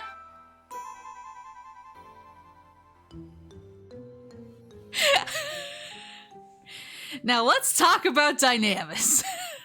Oh, okay. So they've used that before. So they. What is it in 11? So they pronounce it Dynamis, I guess, in the 14 VO. I've always called it Dynamis, but in 11, Dynamis was a collection of zones that you went into in order. Well, it was for a few things. Ultimately, the kind of big thing you could get from it was you could defeat the Dynamis Lord, which dropped like some special gear, and it was also used to unlock relic weapons, which were so expensive and so difficult to get and required so much money that almost nobody went for them. Like there was like maybe like 1 or 2 of each type of relic on each server in like 2006 or 2007. Like the person on my server who got the first Guy Bolg, however you pronounce it, and they were the only one who had it on the server, was in my link shell. Because it just took so much effort to get a relic weapon, but you got it through Dynamis. The other thing about Dynamis is it dropped the second version of relic, of relic gear, artifact / relic gear. So the first one was called artifact, and then this one was called relic, but it's basically the job specific gear to like white mage or red mage or whatever. It's like the iconic looking ones that can only be used by white mage or red mage. Okay. Dynamis was built for 54 people to enter. Okay. So you grouped up with your link shell of hopefully 54 or more people. You picked 54 people to form 3 alliances of 18, and then you went into Dynamis together. To get one weapon. Well, so these relic pieces dropped randomly. Sometimes you would only get like 3 drops in a run. So then for the relic weapons, yeah, it was for 1 relic weapon usually, but for the relic pieces, you could usually get like 3 to 5 to split amongst your 54 closest friends. And this resulted in a lot of drama. Yeah, I can see how that will happen. Because people die a lot in Dynamis, people blame each other a lot in Dynamis, and then when one really rare red mage hat that everyone in the game wants drops, and you have 6 red mages standing there who all want it, and they all cast lots for it, and the one who wins it is like the one who got everybody killed 5 minutes ago. And then all the other red mages start screaming in the chat about how they're never gonna see another one of those drop for the next 6 months. And you just sit there and you're like, yeah. Wasn't this game all about making friends? Dynamis is where that mechanic. Dynamis is where you made enemies. From friends to enemies. My link shell actually, so my link shell was one of like kind of the big 3 on our server. But our link shell leader very smartly made a second link shell that he invited people who we were like less close to do Dynamis with, because he was like, I don't want to bring that shit back into our main link shell. He was like, the main link shell is a sacred and holy place, and like if there's somebody who we're not super fond of, they can stay in the Dynamis link shell, and if they get some gear that one of us wants, we will just never hear from them again. And that's fine. But it was the other thing, so you can only enter Dynamis twice a week, so there was a countdown timer on it. So my link shell did it on Wednesdays and Saturdays. And the other thing about it is that if another link shell enters the Dynamis zone that you want to go into, you can't enter it. It's not instanced. It's not okay. Oh, okay, that's okay. Okay. Sure. So if you're all like, so we had a whole website set up to organize Dynamis, and basically what we did was, for a long time we cycled it. It was like, okay, we're gonna do Dynamis Sandoria on Wednesday and the Dynamis Bastock on Saturday, and then the week after we'll do Winders to Juno, and so we did it in a cycle. And then when it got to the point where we kept tally of who had gotten what pieces of gear, and then what pieces of gear dropped from which zones, and we would kind of cross-reference those and be like, nobody really needs Dynamis Windurst anymore. We have most of the gear that people care about from there. So let's just skip Windurst and let's plan on doing Juno, because we have a lot of people who need stuff from Juno still. If we like did all of this work and planned that out and gathered 54 people to go enter Dynamis Juno, we could all be standing there as a group of 54 people who had been planning this on forums all week, and then some random fucker could come up and just enter Dynamis Juno and lock us all up. And how long was the run, like, normally? It depended on the zone. The earlier, easier zones were like 2 to 3 hours. And the later zones were like 3 to 4 hours. So if somebody jumped in ahead of you, you were not doing it that night. That's a lot of time. It's also a lot of time to be like praying for one thing to drop. Yeah, that's right. That's a lot of time.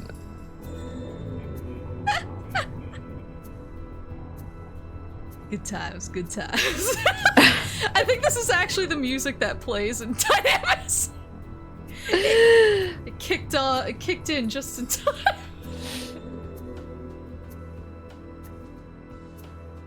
I can't believe you put up with all this. So let's talk about H&M pops.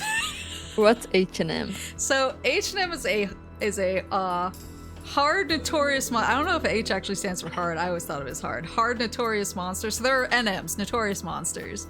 Where basically there were certain monsters that had a unique name. So they would be named like there's a lizard called Leaping Lizzie who drops these boots that are really good for low-level characters. And for a while you could sell the boots and they were really expensive, so people would camp her in order to try and get the boots off her to sell for tons of money. But then there were kind of like really high-level ones that required an alliance of people to beat. An alliance in 11 is 18 people. It's a party of 6, an alliance of 18. And so with H&Ms, they were kind of like NMs on like PCP. Like they're really difficult, they're really strong, they drop really valuable stuff, and their windows of popping, like they're very sought after. And this is kind of what the end game was people like trying to claim these and fight them for the drops. Let me just read, this is an excerpt I found on IGN. I'm just gonna read this real quick. Let's first dive right into the basics of the 3 kings themselves. That's 3 H&Ms. They're just called the 3 kings. It's Fafnir. Well, no. So Fafnir's the normal version, but then sometimes Nidhogg would pop, and he's the king. So there's Behemoth and King Behemoth, Fafnir and Nidhogg, and then Adamantoise, and I'm not even going to attempt to pronounce his king version. It's called like Aspadabatabalash. Let's first dive right into the basics of the 3 kings themselves. When it comes to spawn, windows, and when the HQ version will spawn, they all work on the same principle. Let us discuss its spawn and when it will spawn, and then it will lead into the windows portion of our discussion. When a NM or H&M dies, there's a time when we can predict its next spawn. The prediction is based on the time of death. of when the so-called NM or H&M has died. I will use Fafnir as our example, but this will relate to the other H&M of Behemoth and Turtle as well. The correct time of death of any mob happens when the name of the monster disappears from your screen, not when the actual monster dies. Each of the three kings works on a 21 to 24 spawn window, meaning its first window, aka first possible spawn time, will happen 21 hours later than the actual time of death on the next day. Let's use an example. Let's say a link shell kills Fafnir and its recorded time of death is at 10:32:53 p.m. EST. Its next spawn window will happen exactly 21 hours from that time of death, or to make it simple, subtract 3 hours in total. So the next day at 7:32:53, it will have a chance to spawn. There's a 3-hour gap when Fafnir or any of the kings can spawn, so it will always be a waiting game. But I will now explain the windows of the H&M. The window of the H&M is the time given when there could be a chance that Fafnir or any of the H&M can spawn. It happens on a 30-minute intervals. So let's take a look at our time of death.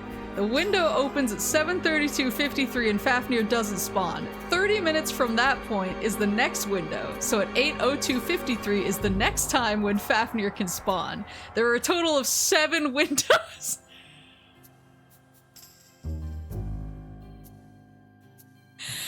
Okay. There's also so there's Fafnir and there's Nidhogg. Nidhogg drops better stuff, and like he has drops that are exclusive to him, but he can only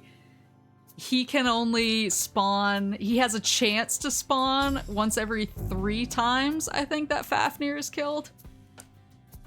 No hablas English.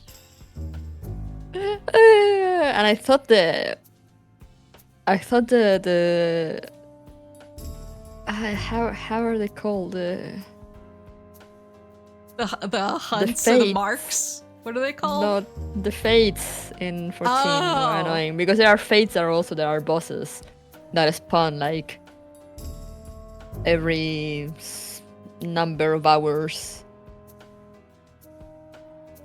Yeah, these... Like for the you know, the like the little TV mount in Endwalker? Yeah. You need to kill a monster 2 times, but it spawns in like a certain location at like certain times. You have to like be tracking it, and then you have to be there to like actually go and fight it to get like the drops. That you get like they're not random though, but like you need let's say you need like 6 drops of something. I don't know what they're called, but you need like 6 drops and you get like 3 on one fight. So you need to go and kill it 2 times and just be there. And Wawa got it, because of course he did. Again, Wawa would have been a king level 11 player in my opinion. Yeah, H&Ms were a lot, and people got really heated over them because... So, in 14, monster claiming works differently. Like, everyone can hit a monster, and it's kind of more about your total aggro and damage that you do to it. But in 11, it was the first person to claim hate on a monster claims the monster for their party / alliance. And then no one else can hit it or take part in it at all. Oh. They just get to watch. Oh no. And so what would happen is like a ton of people would be standing around in these pop zones waiting for Fafnir or Nidhogg or King Behemoth to pop. And then it would pop and everyone would be scrambling to try and claim it first before the other giant group of people claimed it. So botting was very common because people would set up what people call provoke bots, to basically, the second the monster is on the screen,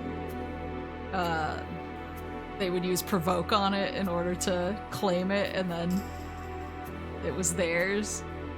And usually botting got caught. At least. This was like the old housing system in Final Fantasy XIV. Yes. Where everyone was botting to like claim the property first. Yes, it was that with monsters. I see. We actually had a guy in our link shell. None of us really knew him. He was Canadian. None of us knew him personally. We just like met him and we were like, oh, he's nice. We'll invite him to our link shell.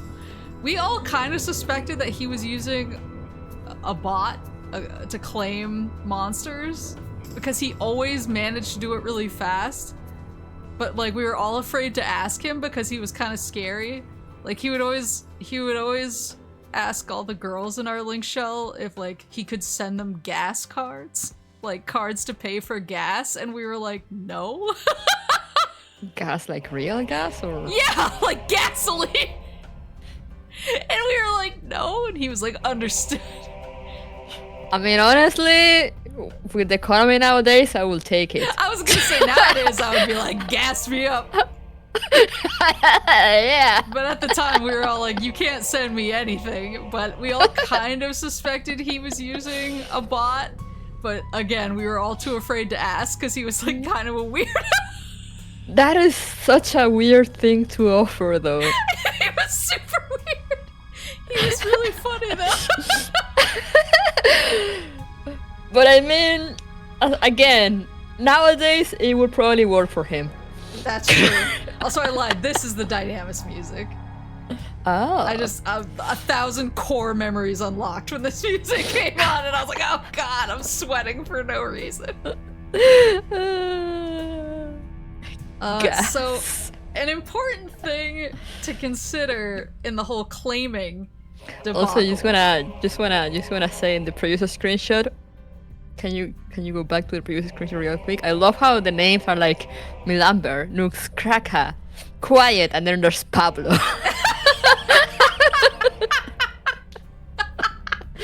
I love when I see. I love when it happens a lot in 14 too. That sometimes I'll be like, everyone has like their weird, lore accurate names or weeb names, and then you see like Pablo Lopez. I'm like, oh, hey there, Pablo.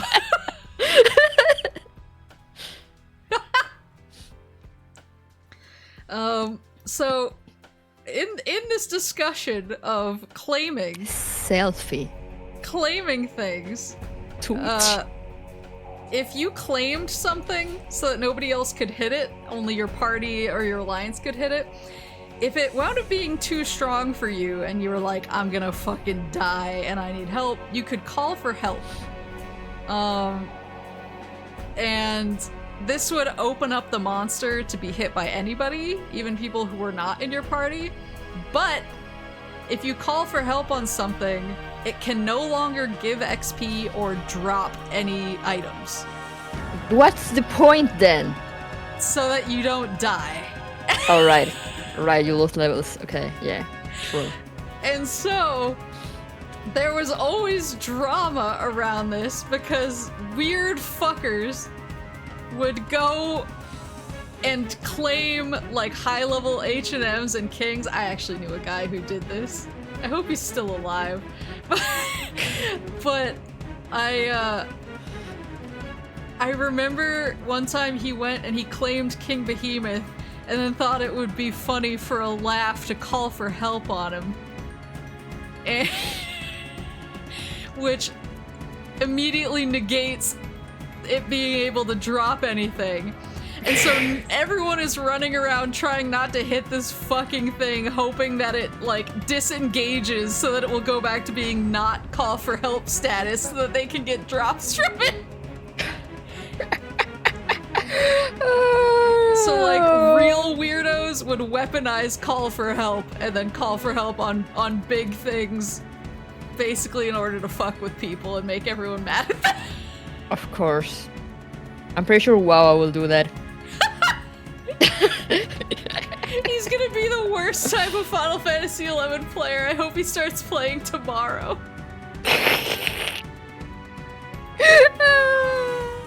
Yeah, I knew a guy who called for help on King Behemoth for a laugh, and then he was ejected from that link show.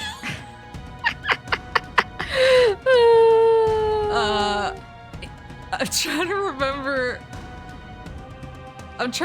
So yeah, people used to do it with really important monsters. There was a period of time too where this isn't really related to Call for Help, but they patched it because monsters, when they aggro you, they will chase you forever. Like, you can't get outside of their zone and they'll give up and leave. They will chase you until you enter another zone. Oh. And so what people would do when they were mad at each other is they would get a really strong monster. So, like, this would happen with XP parties. If a party felt like another party was stealing their XP by camping too close to them and like honing in on their monsters, they would get mad, and maybe if someone was toxic, they would go find like an NM in the zone or the strongest monster that they could, or a bunch of monsters. They would link them together and drag them to the zone. And then what happens is those monsters hit the zone and the person leaves the zone and the monsters are like, oh, they're gone. Okay, and they turn around and they walk back to where they came from, but they can aggro anyone along the path while they're walking back. So if you dragged monsters by other people and then they were walking back to where they came from, they would just destroy everything in their path. Lovely. People called it MPKing, monster pull killing. That also sounds like something WoW will do. And so I actually got MPK'd by a Japanese party one time who thought that my party was camping too close to theirs, and they looked at all of our profiles and saw that I had Japanese like listed as a language in mine, and one of them reached out to me and was like, tell your party to stay out of our way or we'll do it again. And I was like, whoa. The Yakuza of Final Fantasy XI. They changed it later so that when monsters hit the zone line, they just disappear and go back to where they came from so that they can't wreak havoc. But the same thing, the other thing is that sometimes people would, it wasn't on purpose, it wasn't malicious, they were just like, I'm being hit and I don't want to die. And so they would run a bunch of goblins. This happened out in the jungle a lot on the island that Kazam was on. People would be out in the middle of the jungle doing XP parties and a goblin would start attacking someone and they would panic and run to try and zone and escape from it. And then they would die, or they would zone. Either one was bad. And then the goblin would walk back to where it came from, killing every single low-level player who was just trying to get XP along the way. And you would just wind up with a pile of like 18 bodies strewn throughout the whole area. And it was like, well, okay. All those bodies on your name. There was one time actually where I just happened to be passing through, and I was a higher level white mage at that point, so I wasn't like scared of anything. But there was a bunch of XP parties there, and I like came upon them in the aftermath of that, and there's just a bunch of dead people laying around, and I was like, so I just stopped and I raised all of them like one at a time, and a bunch of them like gave me money, and I was like, I don't need this. Just like, take the money. Just take the money.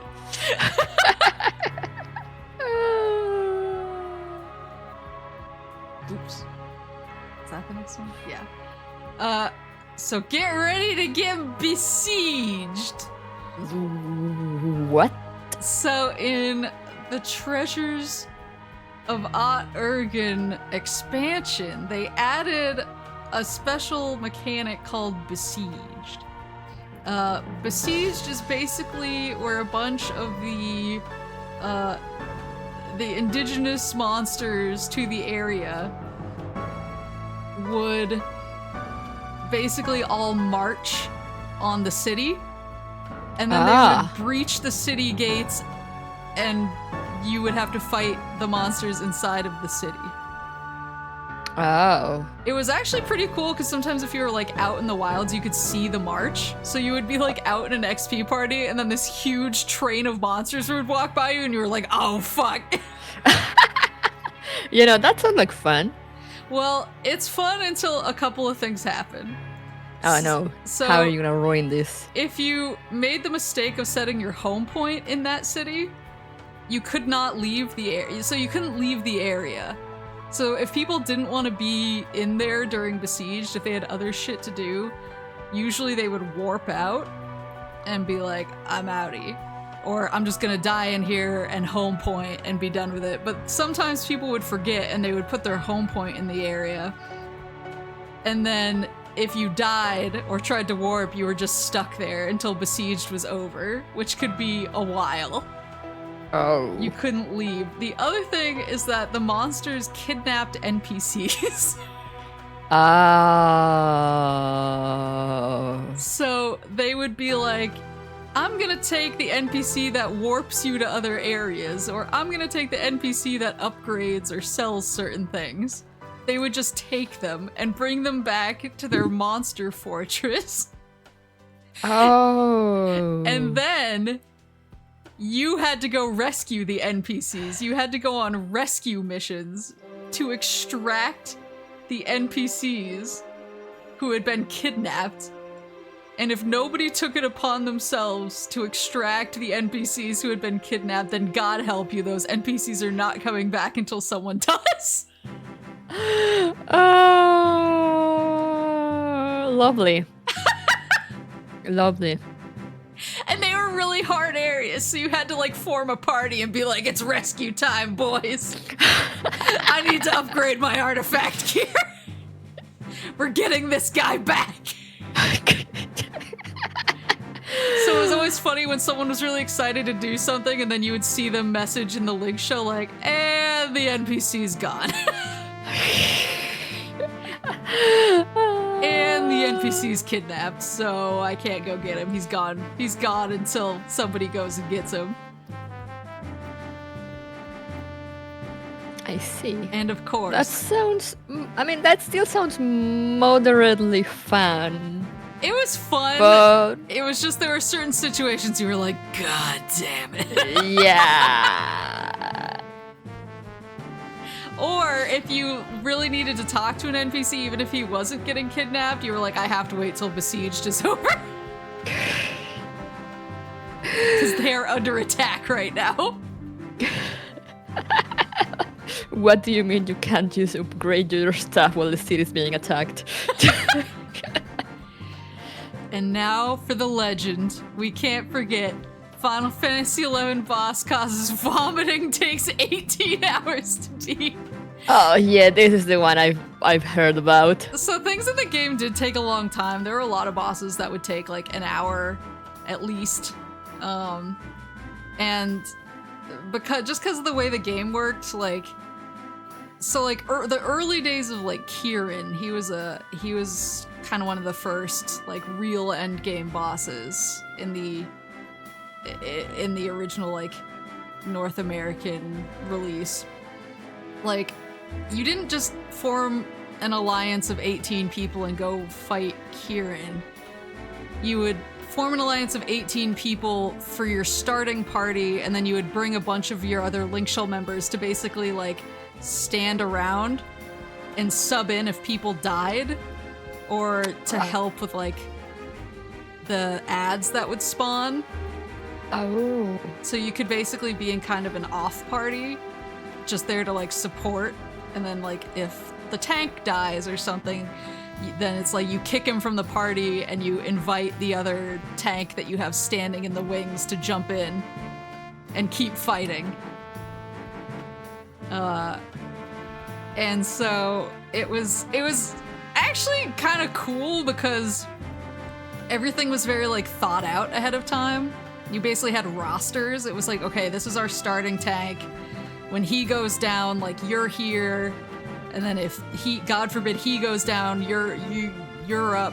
And so you kind of had like, it was like a football game. You sat around ahead of time and you like plotted out your plan. Like, okay, this is what everybody's gonna do, and this is what's gonna happen when this happens, and we have our guys on the bench just in case.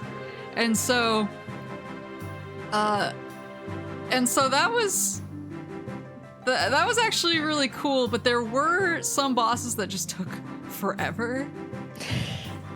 So when I was playing really hardcore with my Link Shell, like there's a monster called Jailer of Love who took like over an hour to beat just because he has so much HP, and you have to like sit there and whittle away at him, and the fight takes forever. But then they had two monsters that for a very long time nobody could figure out how the hell to beat them. One of them was Absolute Virtue, who I think there's a minion of him in 14 now. It sounds familiar, yeah. And I think there might even be like glamour or something of like his wings or something. And Absolute yeah, virtue. no one could figure out how to beat that thing. Like on any server, to the point that Square Enix released a really cryptic video to try and hint at how to beat it, because nobody could. Oh wait, I hadn't battled this thing. Oh, interesting. I think it's in like Eureka or something. Oh, okay. I have not touched Eureka. That's why. Me neither. But nobody could figure out how to beat it, so they released a really like cryptic video where they were like, "This is how to beat it," and everyone was like, "What the fuck does this mean?" And then there was Pandemonium Warden, was another one. So this was the Pandemonium Warden was what caused this one. It's just Absolute Virtue there. They have since beaten Absolute Virtue. I think maybe it was Absolute Virtue. I think they Absolute Virtue and Pandemonium Warden. Maybe it was Absolute Virtue. But Beyond the Limitation was on my server. Oh. And I had friends in there. I was not in Beyond the Limitation because I was like, BTL is too much for me.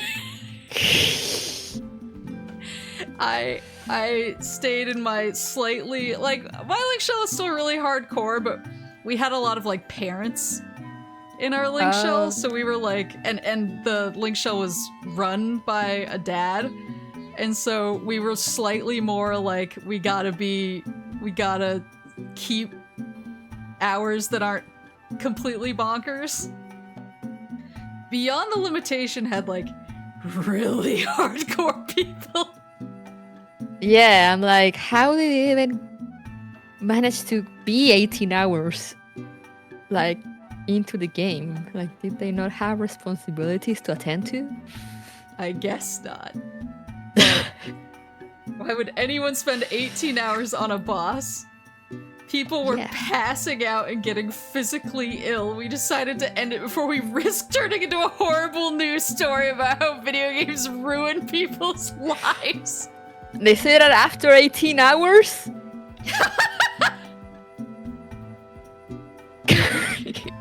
So the thing is that after this story came out and was like a big news story about how Final Fantasy XI was an insane game for insane people who acted insane, Square Enix was like, I agree. Square Enix was like, we gotta spin this thing positive. And they implemented a new mechanic where every boss had a rage timer. So if you didn't beat it before the rage timer, the boss basically got super powered and just wiped the floor with you. Oh, so that's where your rage comes from. Yes. I see. Yes, it was implemented specifically to save us from ourselves. Square Enix was like, if you guys aren't gonna go to bed, we're gonna make you go to bed. And in 14, it's just there to mess with you because the boss fights have timers. I was gonna say. 14, they put timers on everything to make people stop. Yeah, like... but the harder fights, they still have enrage.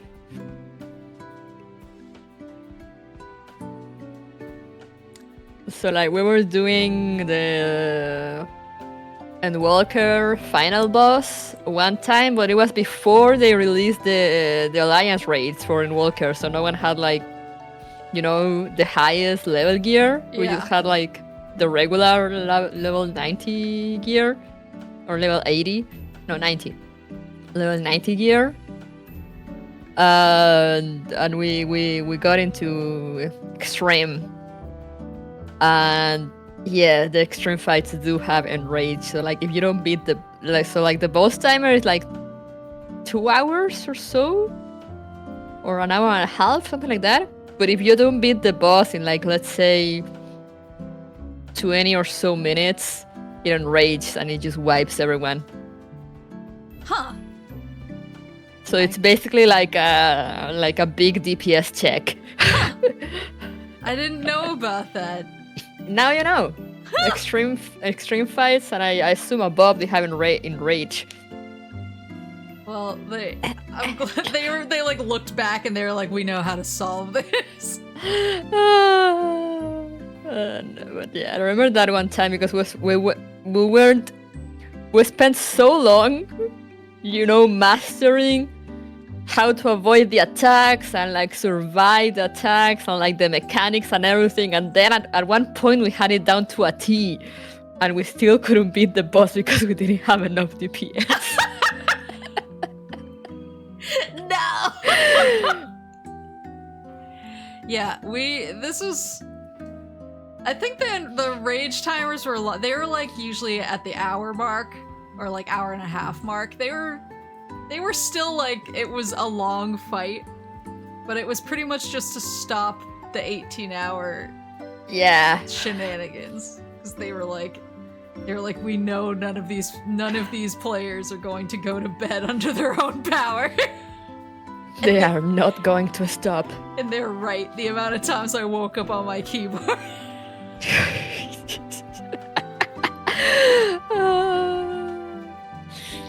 The origins of enrage. But in conclusion, it's a great community. Because the game, I mean, like I said, the game is a lot easier now. They've fixed a lot of these things. They've added things to make stuff easier and faster. And that Taru looks like a FNAF animatronic.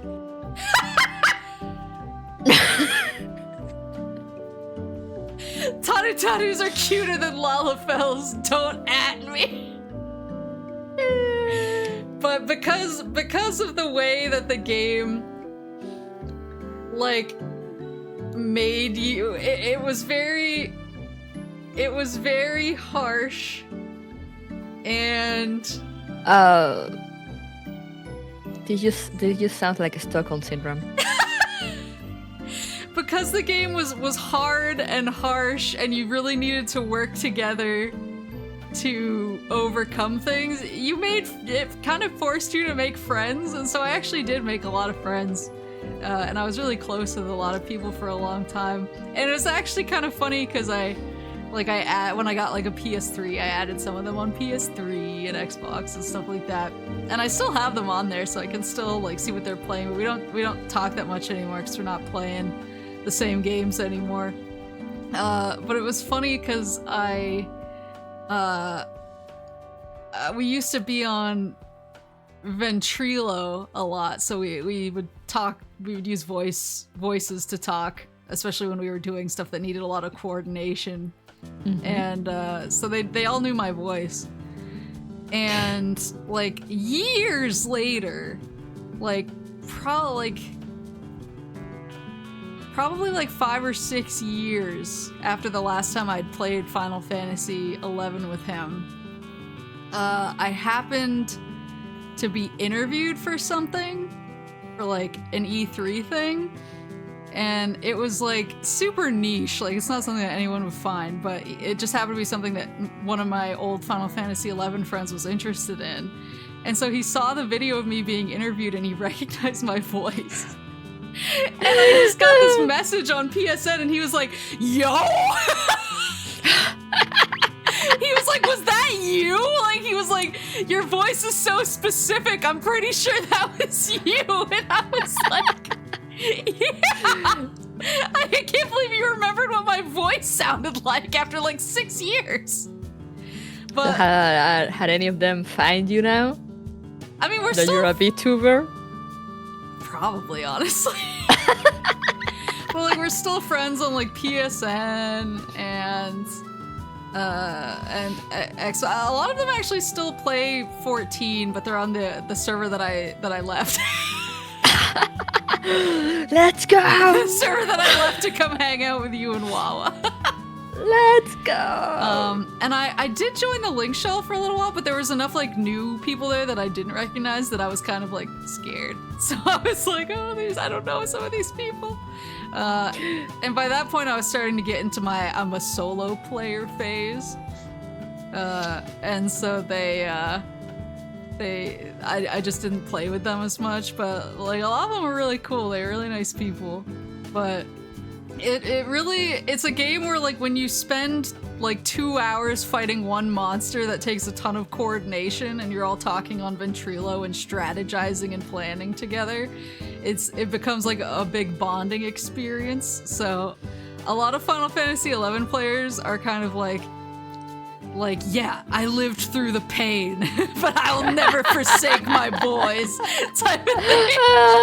I actually met a girl at E3.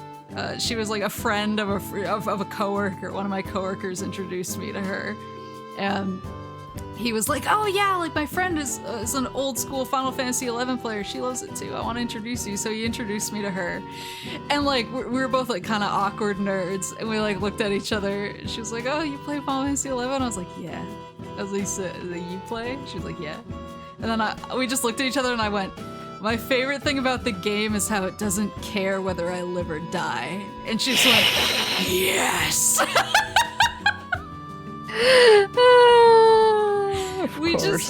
We love how the world just exists and does its own thing and feels like it's a place that is like not made or tailored to us. Like we have to figure it out and survive.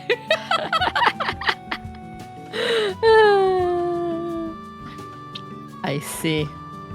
I think. I actually met at my friend's baby shower the other day because I have a Final Fantasy XI jacket that I wear everywhere.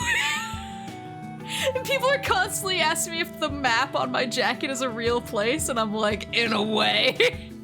But one guy there recognized it and was like, and he was like, I used to write guides on game facts for like Final Fantasy XI stuff, and he was telling me all of his stories, and they're all relatable because you all go through like the same crazy shit. Like you've all been through the same, like, I waited 2 hours for something to happen and it was ripped from my hands and like stuff like that.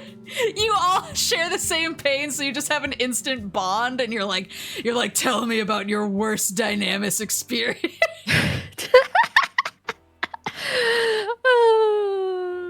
So it's just like, it winds up being, even though it's like, and like I said, it's a lot better now, but in 2006 it was kind of a hell game, but like, it was a hell game that brought a lot of people together. So it's great.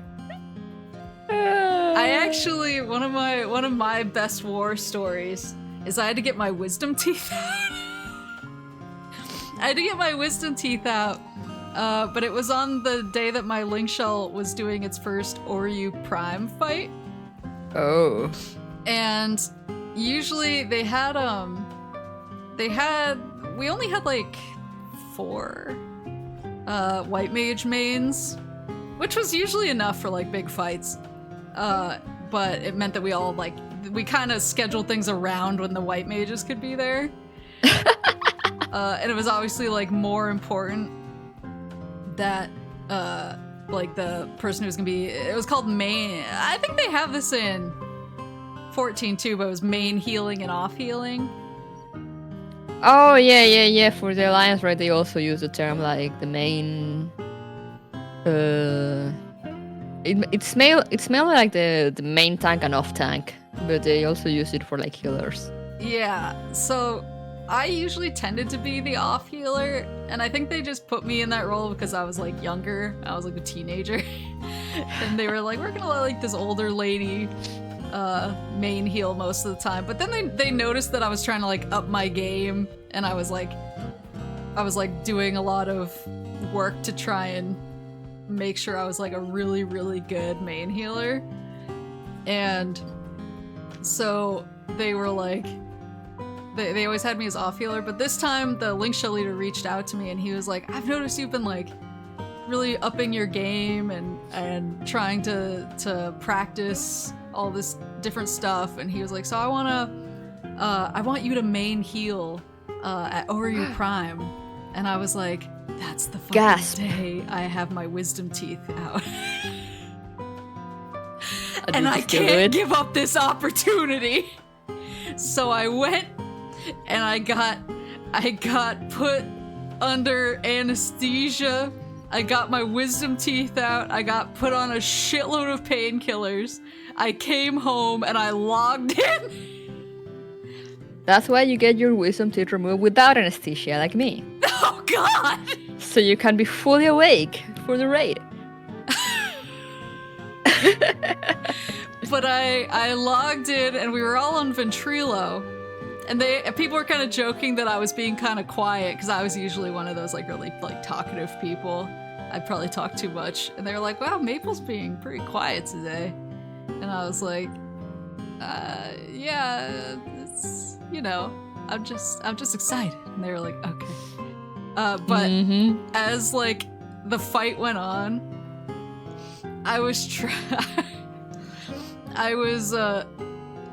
trying to like be really on my stuff, and so I was like catching everything I was supposed to. I was casting like bar spells at the exact time I needed to. I was like preempting his spells with defensive spells and stuff, and in like moments where I was like, "Okay, I think I have a minute to breathe," I would quickly swap out the gauze in my mouth. But I wasn't doing it like super elegantly because I was rushing, because I was sitting at the computer main healing. And then we beat him, and my Link Shell leader said in Ventrilo, he was like, "I just wanted to say, like, Maple, that was such an amazing job. Like, you really killed it. Like, that was some absolutely champion level main healer stuff. Like, great job. I'm gonna sub you in as main healer for a lot more from now on." And I just went to respond, not remembering that my mouth was full of gauze, and I was like, "Thank you." And he was like, "What the fuck is going on?" And everyone was like, "Are you okay?" And I was like, "I'm sorry, I just got my wisdom teeth out." And they were like, "Why are you on here?" Yeah, exactly. And then you criticize Papa Moose. That's true. I think he was there too. And he was keeping quiet about it. He was like, I'm not gonna expose her.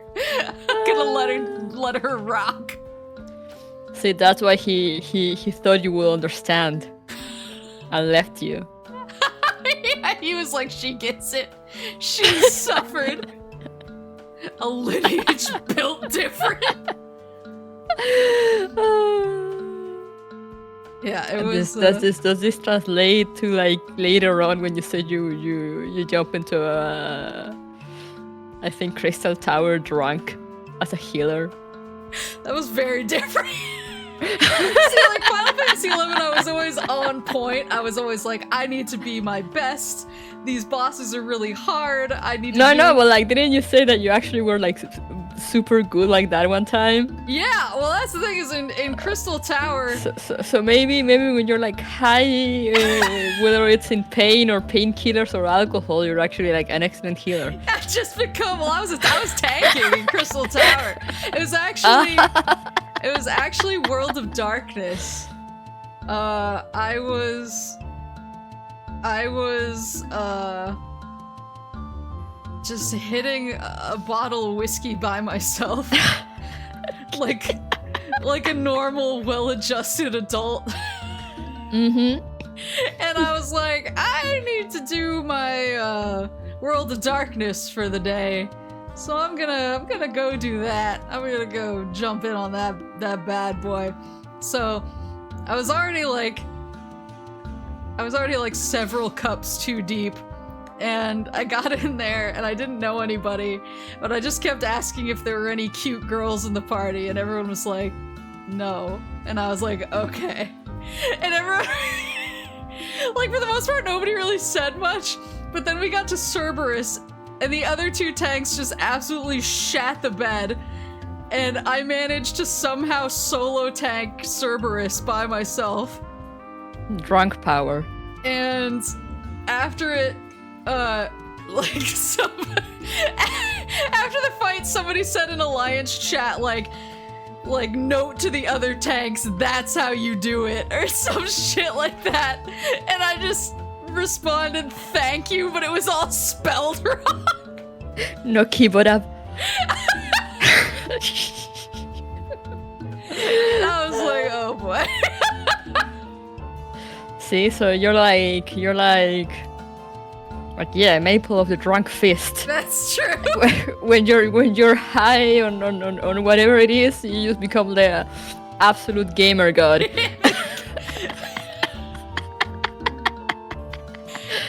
I used to do that with League too, actually. Except there was definitely like an arc where there was a certain number of drinks where I was amazing, and then after that I fell off hard. This very specific number of drinks. Yeah, I have to remember it's probably less now because I don't drink that much anymore, so my tolerance is much lower. But if the I could exact find, level of alcohol in the blood if I could to find become the god gamer. If I could find the perfect amount. Well, that happened to be like, I don't know if I've told this story on stream, probably because I was really embarrassed about it. But I had some friends over, and I was playing Elden Ring, and I decided to imbibe. And no. And I was like, I was not all there. We were having a good time, because sometimes they just like to, sometimes some of my friends are like, I just want to see you play a game that you're not very good at and see how you react to that. And so they were like, let me watch you play Elden Ring. And I was like, okay, and they were like, hee hee hee. And so I was sitting there getting drunker and drunker playing Elden Ring. But my friends were like, it was insane because you were like dodging things like perfectly. It was like you were seeing through the Matrix. They were like, you were like dodging moves that you couldn't even see on the screen. You were like schmoving past things that like no one could dodge. You had this sense about you that you just knew everything. And I beat like three really hard bosses in a row. And they were like, this is not the entertainment we came here for. We didn't come here to watch you be good at games. But then I kept turning to them every time the music would swell, and I would go, do you guys hear that? What? They were like, the music? And I was like, yeah, what is that? I couldn't deal with the fact that there was music, but I could perfectly defeat any really hard boss, not getting hit by a single move. But then when the music kicked in, I was like, what the fuck? Okay, we need a stream. And when you start drinking like small amounts, you play Elden Ring, you put up Elden Ring, you start drinking like a small amount. You know, we need to find the perfect balance, and you go fight Malenia. And we have to see like where the perfect amount is. Yeah, and you just keep drinking a little bit, and then you go fight her until you beat her, and then we'll have the perfect amount of alcohol. You know, and you keep count. So I know what my activation amount is. Yeah. Exactly. It's how for much I need to science. slam before I go into a hard game. Yeah. It's for science. You know, we need this information. Understandable. I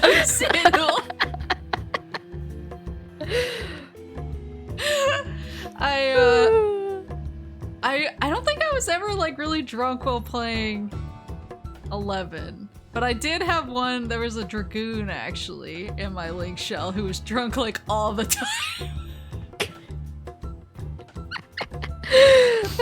But he would get like weirdly eloquent when he was drunk. Like usually he was kind of a bro, and he would just be like, "Yeah, man, let's take out this guy." Blah, blah, blah. But then he would get really drunk, and we would be like, someone would be like, "Hey, I just beat such and such by myself," and he would just be like, "Improbable." What? We were like, "What?" And he was like, "Statistically, I can't see a way in which you would manifest that type of victory alone." And we would be like, "What are you talking about?" There's so many people that I'm like, I hope they're still alive. Why wouldn't they be? Because they were just like very chaotic people. But I mean, you're alive and you are very chaotic. That's true. I will say the backbone of our link shell was actually these two brothers in Puerto Rico. Oh. One was a paladin who was extremely chaotic. He only showed up to things sometimes. He would occasionally have to dip because he had like 3 girls calling his phone, and he was like, "I have things to do." But he was like the funniest, nicest person on planet Earth. He was just it was like, will he show up? Who knows? And the other guy was just online 24/7. I have no idea how the fuck he was alive. And he was very like quiet 90% of the time, but was like our master strategist. So he would just lay out all of these like intricate plans. He was like, "Okay, we're gonna start with this alliance with these 3 parties, and here's the people that are gonna be in each party, and I've drawn a diagram of where you guys should stand for optimal positioning, and then here's where the people waiting will stand, and we're gonna do this." And we was like, "Oh my god, how is he doing it?" And then his brother would just like show up in the middle and be like, "Hey!" How have you not gotten into like ultimate rating in 14? I don't know. Because they're also kind of insane, not to the level of 11 players from what I can see, OG 11 players, but I mean, they also sort of insane in my eyes. I'm very casual for those that don't know me. Like people tend to think that, oh, you play Final Fantasy 14 and I play gachas, you know, and so everyone is like, oh, you probably like grind a lot or whatever. And I'm like, no, I hate grinding. I absolutely despise grinding. Why does that sound like Wawa and also Wawa? Yeah, true. I mean, actually just getting into that is like, one time, you know, Wawa came over for Walker's release. So he was here with us. We took time off for Walker's release. And at some point, you know, Wawa is the kind that just randomly talks to people. And he gets invited to things. So he actually got invited into a raid party. You know, they invited him to his Discord server, you know. Oh my god. and they will like strategize and be like, okay, at this time, like this time of day, on this day, we're gonna go raid to get like the high level stuff and whatnot, like the cosmetics, the relic weapons, whatever. That's why he has some of those shiny weapons and armor, because he ultimate raids or extremes. Is that why he made us do that one extreme raid like 7 times before we were like, no more? Yeah, no, he does that. He does it a lot. Like, this is just a bunch of randos, you know? He just got invited and he jumped in the voice and he was like, okay, so where are the mechanics? So, like, we're doing this, like, who's gonna main tank, off tank, blah, blah. And then, like, you hear him, and, like, he starts doing call-outs during the fight, and I'm just like, wow. That was exactly what this guy was like. We had like 2 or 3 of those guys, but we had one who was like the peak guy. And he just happened to come in a set with his like insane womanizing brother who was super nice. So yeah, it's basically, that's just basically Wawa without the womanizing, but it's like, yeah, he just talks to people and like makes friends. He opens his friend list sometimes, and he has his friend list on 14 almost full, just from random people he talks to when standing around in cities. I'm like, was he an 11 player and he's just been hiding his power level for me? I don't think he ever played, like, he was I don't even know how we got to this, because at first he only got into 14 for the golden saucer. He spent months as a free trial just doing golden saucer stuff, and then he bought a subscription mostly because of 2 things: the guild cap, because he couldn't like whisper to people, you know, and people couldn't give him things, or like he couldn't trade with people. And like, then he actually started doing the story and like actually got into it. He was like, oh, my gambling game has a story attached to it. Yeah, pretty much. And now he actually enjoys the story too and everything, but like it took a few months before he actually started doing it. Oh he was just like, oh, I'm just here in the golden saucer to like, you know, play golden saucer and talk to people and get people to give me things. And as I said, he got a sub initially because of that, because people couldn't give him things otherwise. That was like Papa Moose. Papa Moose was like, oh, there's an RPG and a story in my crafting simulator. I had to like beg him to stop crafting and level his damn job up. Wow. Yeah, no, and when WoW, I mean, WoW is a white mage, you know, white mage main. And he just trolls during fights, but also he's actually a pretty good healer when he's not trolling. The duality of man. And then he also, you know, as I said, he got really into crafting. Like he will really min-max the crafting. Like he has macros to like use. Yeah, he has macros for crafting. You know, so he can craft a lot of things. You know, use the skills in the correct order to like get HQ items. Why? To sell them and get money. He is my time looped dad. Horace says I got dragged into an ERP group within 15 minutes of starting Final Fantasy XIV. Of course you did. I remember that. It was me and some of our other friends were like, Horace, you gotta start Final Fantasy XIV. And then he was like, okay. And then we were like, where are you? And he was like, I met a bunch of people. And we all found him, and he was just surrounded by people ERPing and like giving him money. And he was like, I don't know what's happening. But yeah, no, that's Wawa. And as I said, now he ultimate raids sometimes. I just remember when he made us go into that really hard raid, and then he invited that person that I guess he knew. And then the person did like 2 runs with us, and then was like, my goldfish died, I gotta go. Yeah, that's what I'm pretty sure that was a friend of his. From I don't know from real life or the game, but yeah, he just attracts like-minded people, you know.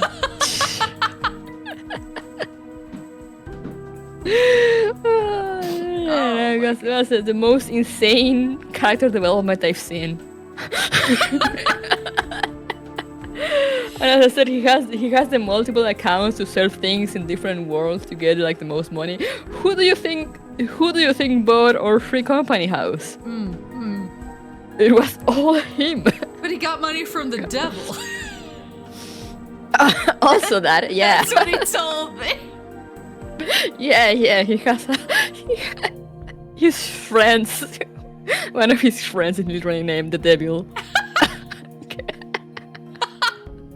One weird thing about WoW is sometimes I'll log in and he'll just appear behind me and I'm like, and I'll be like, not in like a small area or in town or something. Like I'll be out in the middle of nowhere doing just like some random quest I have on my list and he just appears behind me and I'm like, how the fuck did you find me? How did you get here? And then he trades me like 5 Maui heads and leaves.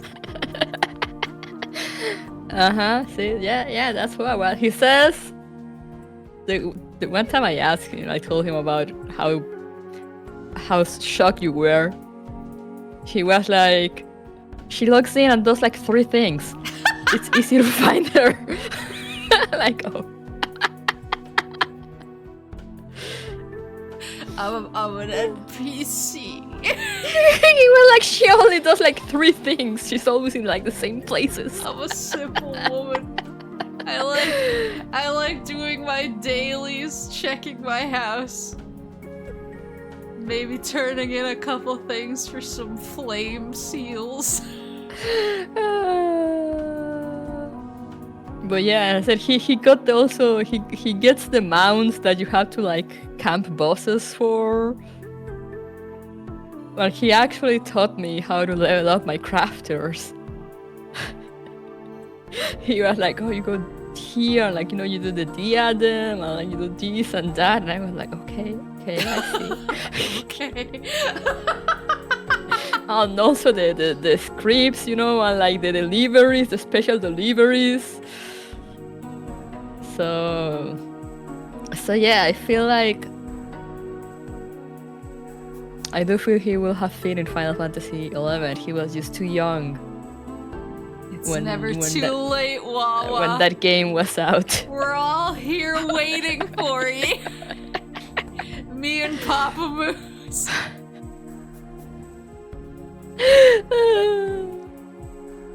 But yeah, this was enlightening. It answered a lot of questions about your state of mind. and your person in general. It's definitely made me the person I am today. Everything makes sense now. And I can see, like, I mean, I always knew, but I can see just how easy 14 is in comparison. But that is what I like about 14. I like that it's casual, because I am a casual gamer. I just play for plot. I'm definitely now a casual in 14, but I will never call myself a casual in 11. Even though I don't play as much and I don't keep up with the newest content that comes up, I'm just like, I've done enough in this game that I've earned. Yeah. Yeah, it's true. Yeah. I agree. I've earned my wings. I agree. But yeah, if you like being maxing so much, I feel like you will really get into star rate later on with the hard content. Later on. I hit How 28. far are you? I hit Trailblazer level 28 like 15 minutes before the stream. How far are you in like story? I just talked to the robot guy and he was like, and then I beat him up and then he was like, I guess you're correct. Okay, so you're not that far into it yet. No. I just keep doing all the side quests. understandable. But yeah, you have to let me know your reaction once you get to like the final boss of Magic Russia. I'm very excited. But yeah, that thing like it looks like it has like a kind of like a roguelike side thingy kind of, and it has like a boss. I mean, it's not a boss rush, but it's basically using. Been in the you roguelike. basically use. Yeah, probably. There's also like as I said, it's just boss levels. You just go and fight bosses that you faced before, but like harder.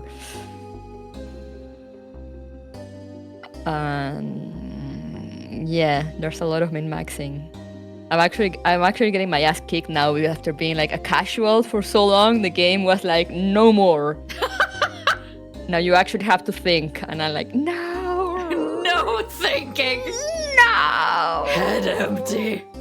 What do you mean I have to level up all their characters to use their skills in a strategic way?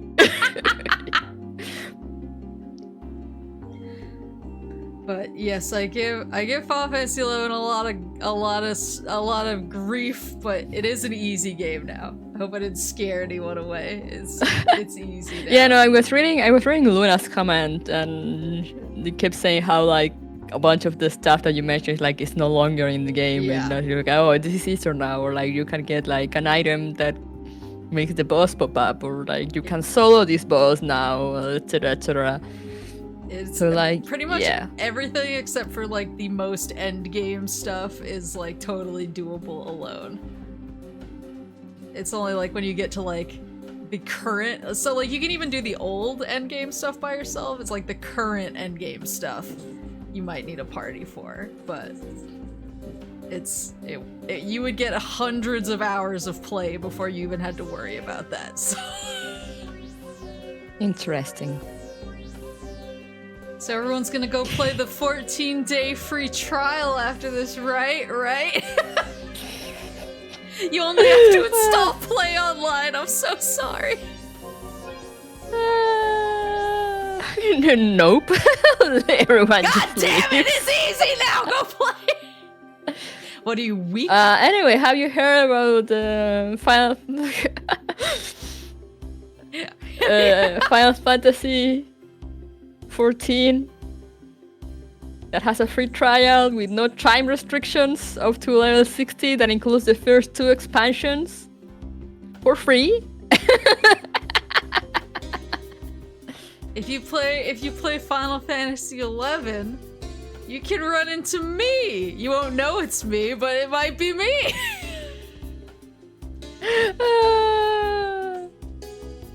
Oh yeah, it's level 70 now because it has Stormblood. Yeah, you can play up to level 70 for free. That is 3 whole. I mean, this is the base game and 2 whole expansions. Yeah, Horace hasn't beaten Heavensward yet. I told him to do that and to swap to our server so that he can hang out with us, and he continues to disappoint me at every turn. I am disappointed, Horace. But now there's gonna be Final Fantasy 11 dungeons and 14, and I hope that they have good. I hope that they include like old gear or gear that looks like Final Fantasy 11 gear, and I hope that they include like Final Fantasy 11 specific mechanics. I mean, I can see them doing that, considering how the Monster Hunter raid has like Monster Hunter mechanics. I'm so excited about it. I'm like Dawn Trail Game of the Year for this one reason. Everyone is so mean to me. Well, Horace, maybe if you actually played the game, people wouldn't be mean to you. Horace, what game have you been playing a lot lately? I'm sure it's some old retro thing instead of beating Heavensward. Like we're all asking you to do. Fantasy Star 3! I called it! I'm literally playing it right now while you're modding my stream, you asshole! Cat does the same. Cat does the same to me. Yes, Marty. Like after I end the stream, he'll be like, "After the stream, I was playing Pokemon." I like that he swapped to Phantasy Star 3 so I wouldn't see Neon White pop up on my Switch friends list. The new Neon White. He's like, I gotta stick to these offline games so she doesn't know. Well, instead of Phantasy Star 3, you could be beating the critically acclaimed MMORPG expansion Final Fantasy XIV Heavensward. Award-winning expansion.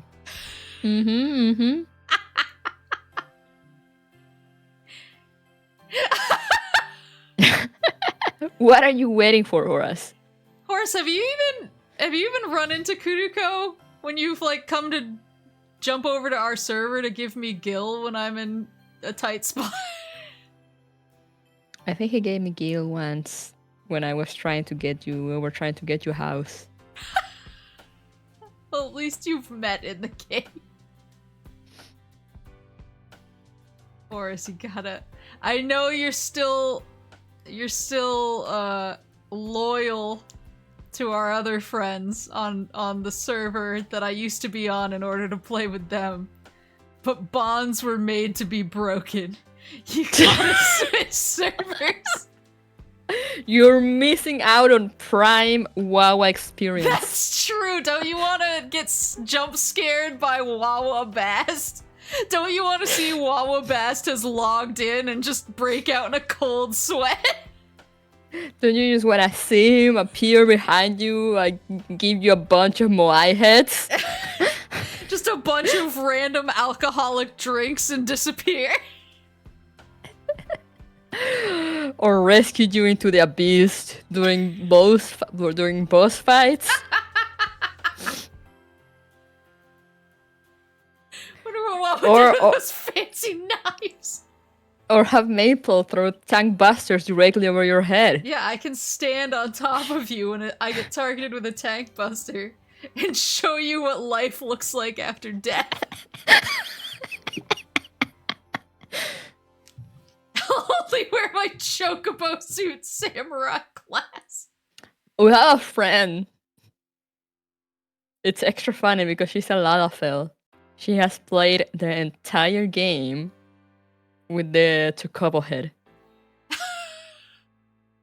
We've never seen her face. She's got that chocobo face, chocobo head since she got it, and she has never taken it off. And we were watching her finish Endwalker, the last cutscene, as a Lalafell with a giant chocobo head. It's been an experience. A woman of culture. I like the idea that you don't know what's under there. Like, she could be a tonberry under there. We've only seen her face like a few times when like she's streaming to us, because she streamed like the cutscenes to us, so we will like watch real time her reactions and know what she was reacting to. And like, so like sometimes she will, you know, get new gear and she has to put it on before like putting the glamour back on. So then we will see her face in the character equipment screen. And she'll be like, "No, don't look! Don't look at me!" And just quickly put it back. Oh my god. Mm-hmm. Oh god. Oh, but Then we have our other friend that it's always, or never actually, is the correct word. She's never wearing pants.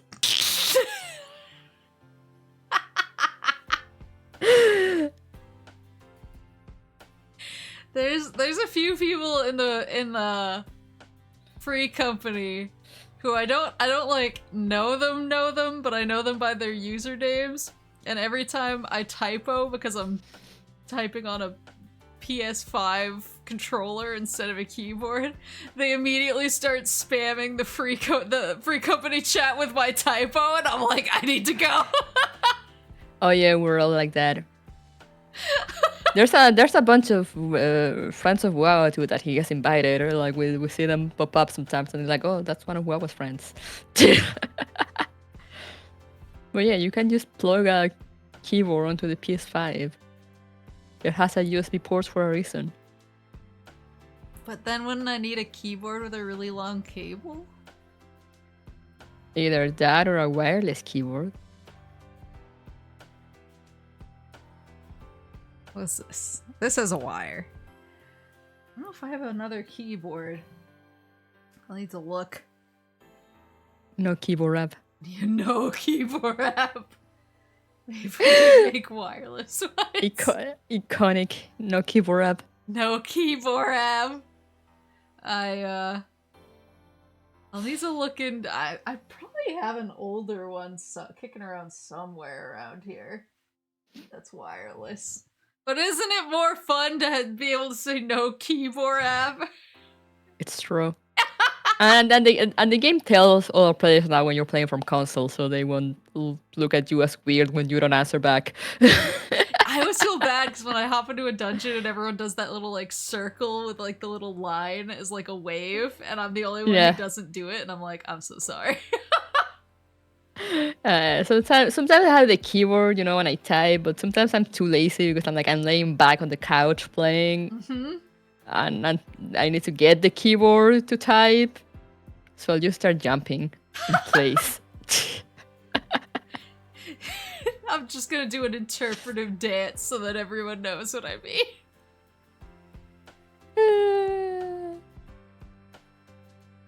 But yeah, this was very enlightening. Yes, yes.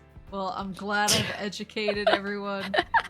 It's a good game and you should play it.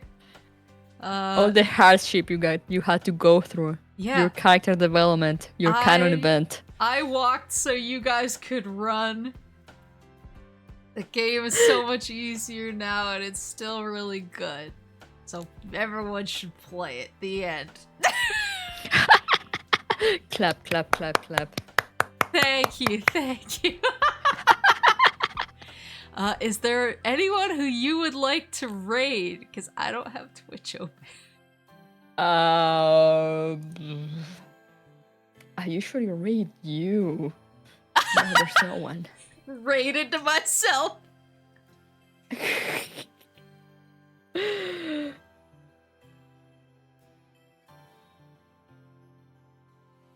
People in chat are saying soy, son.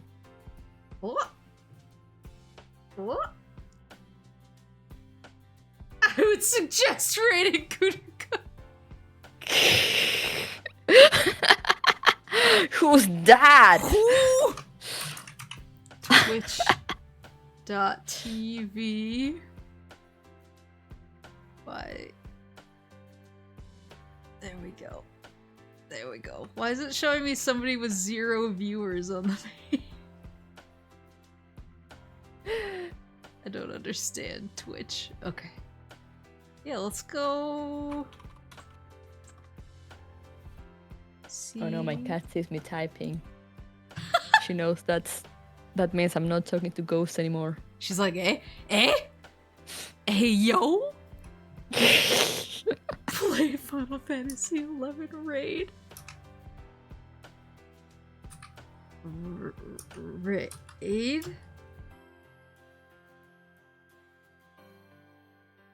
You can do it, Maple. I can't see my keyboard.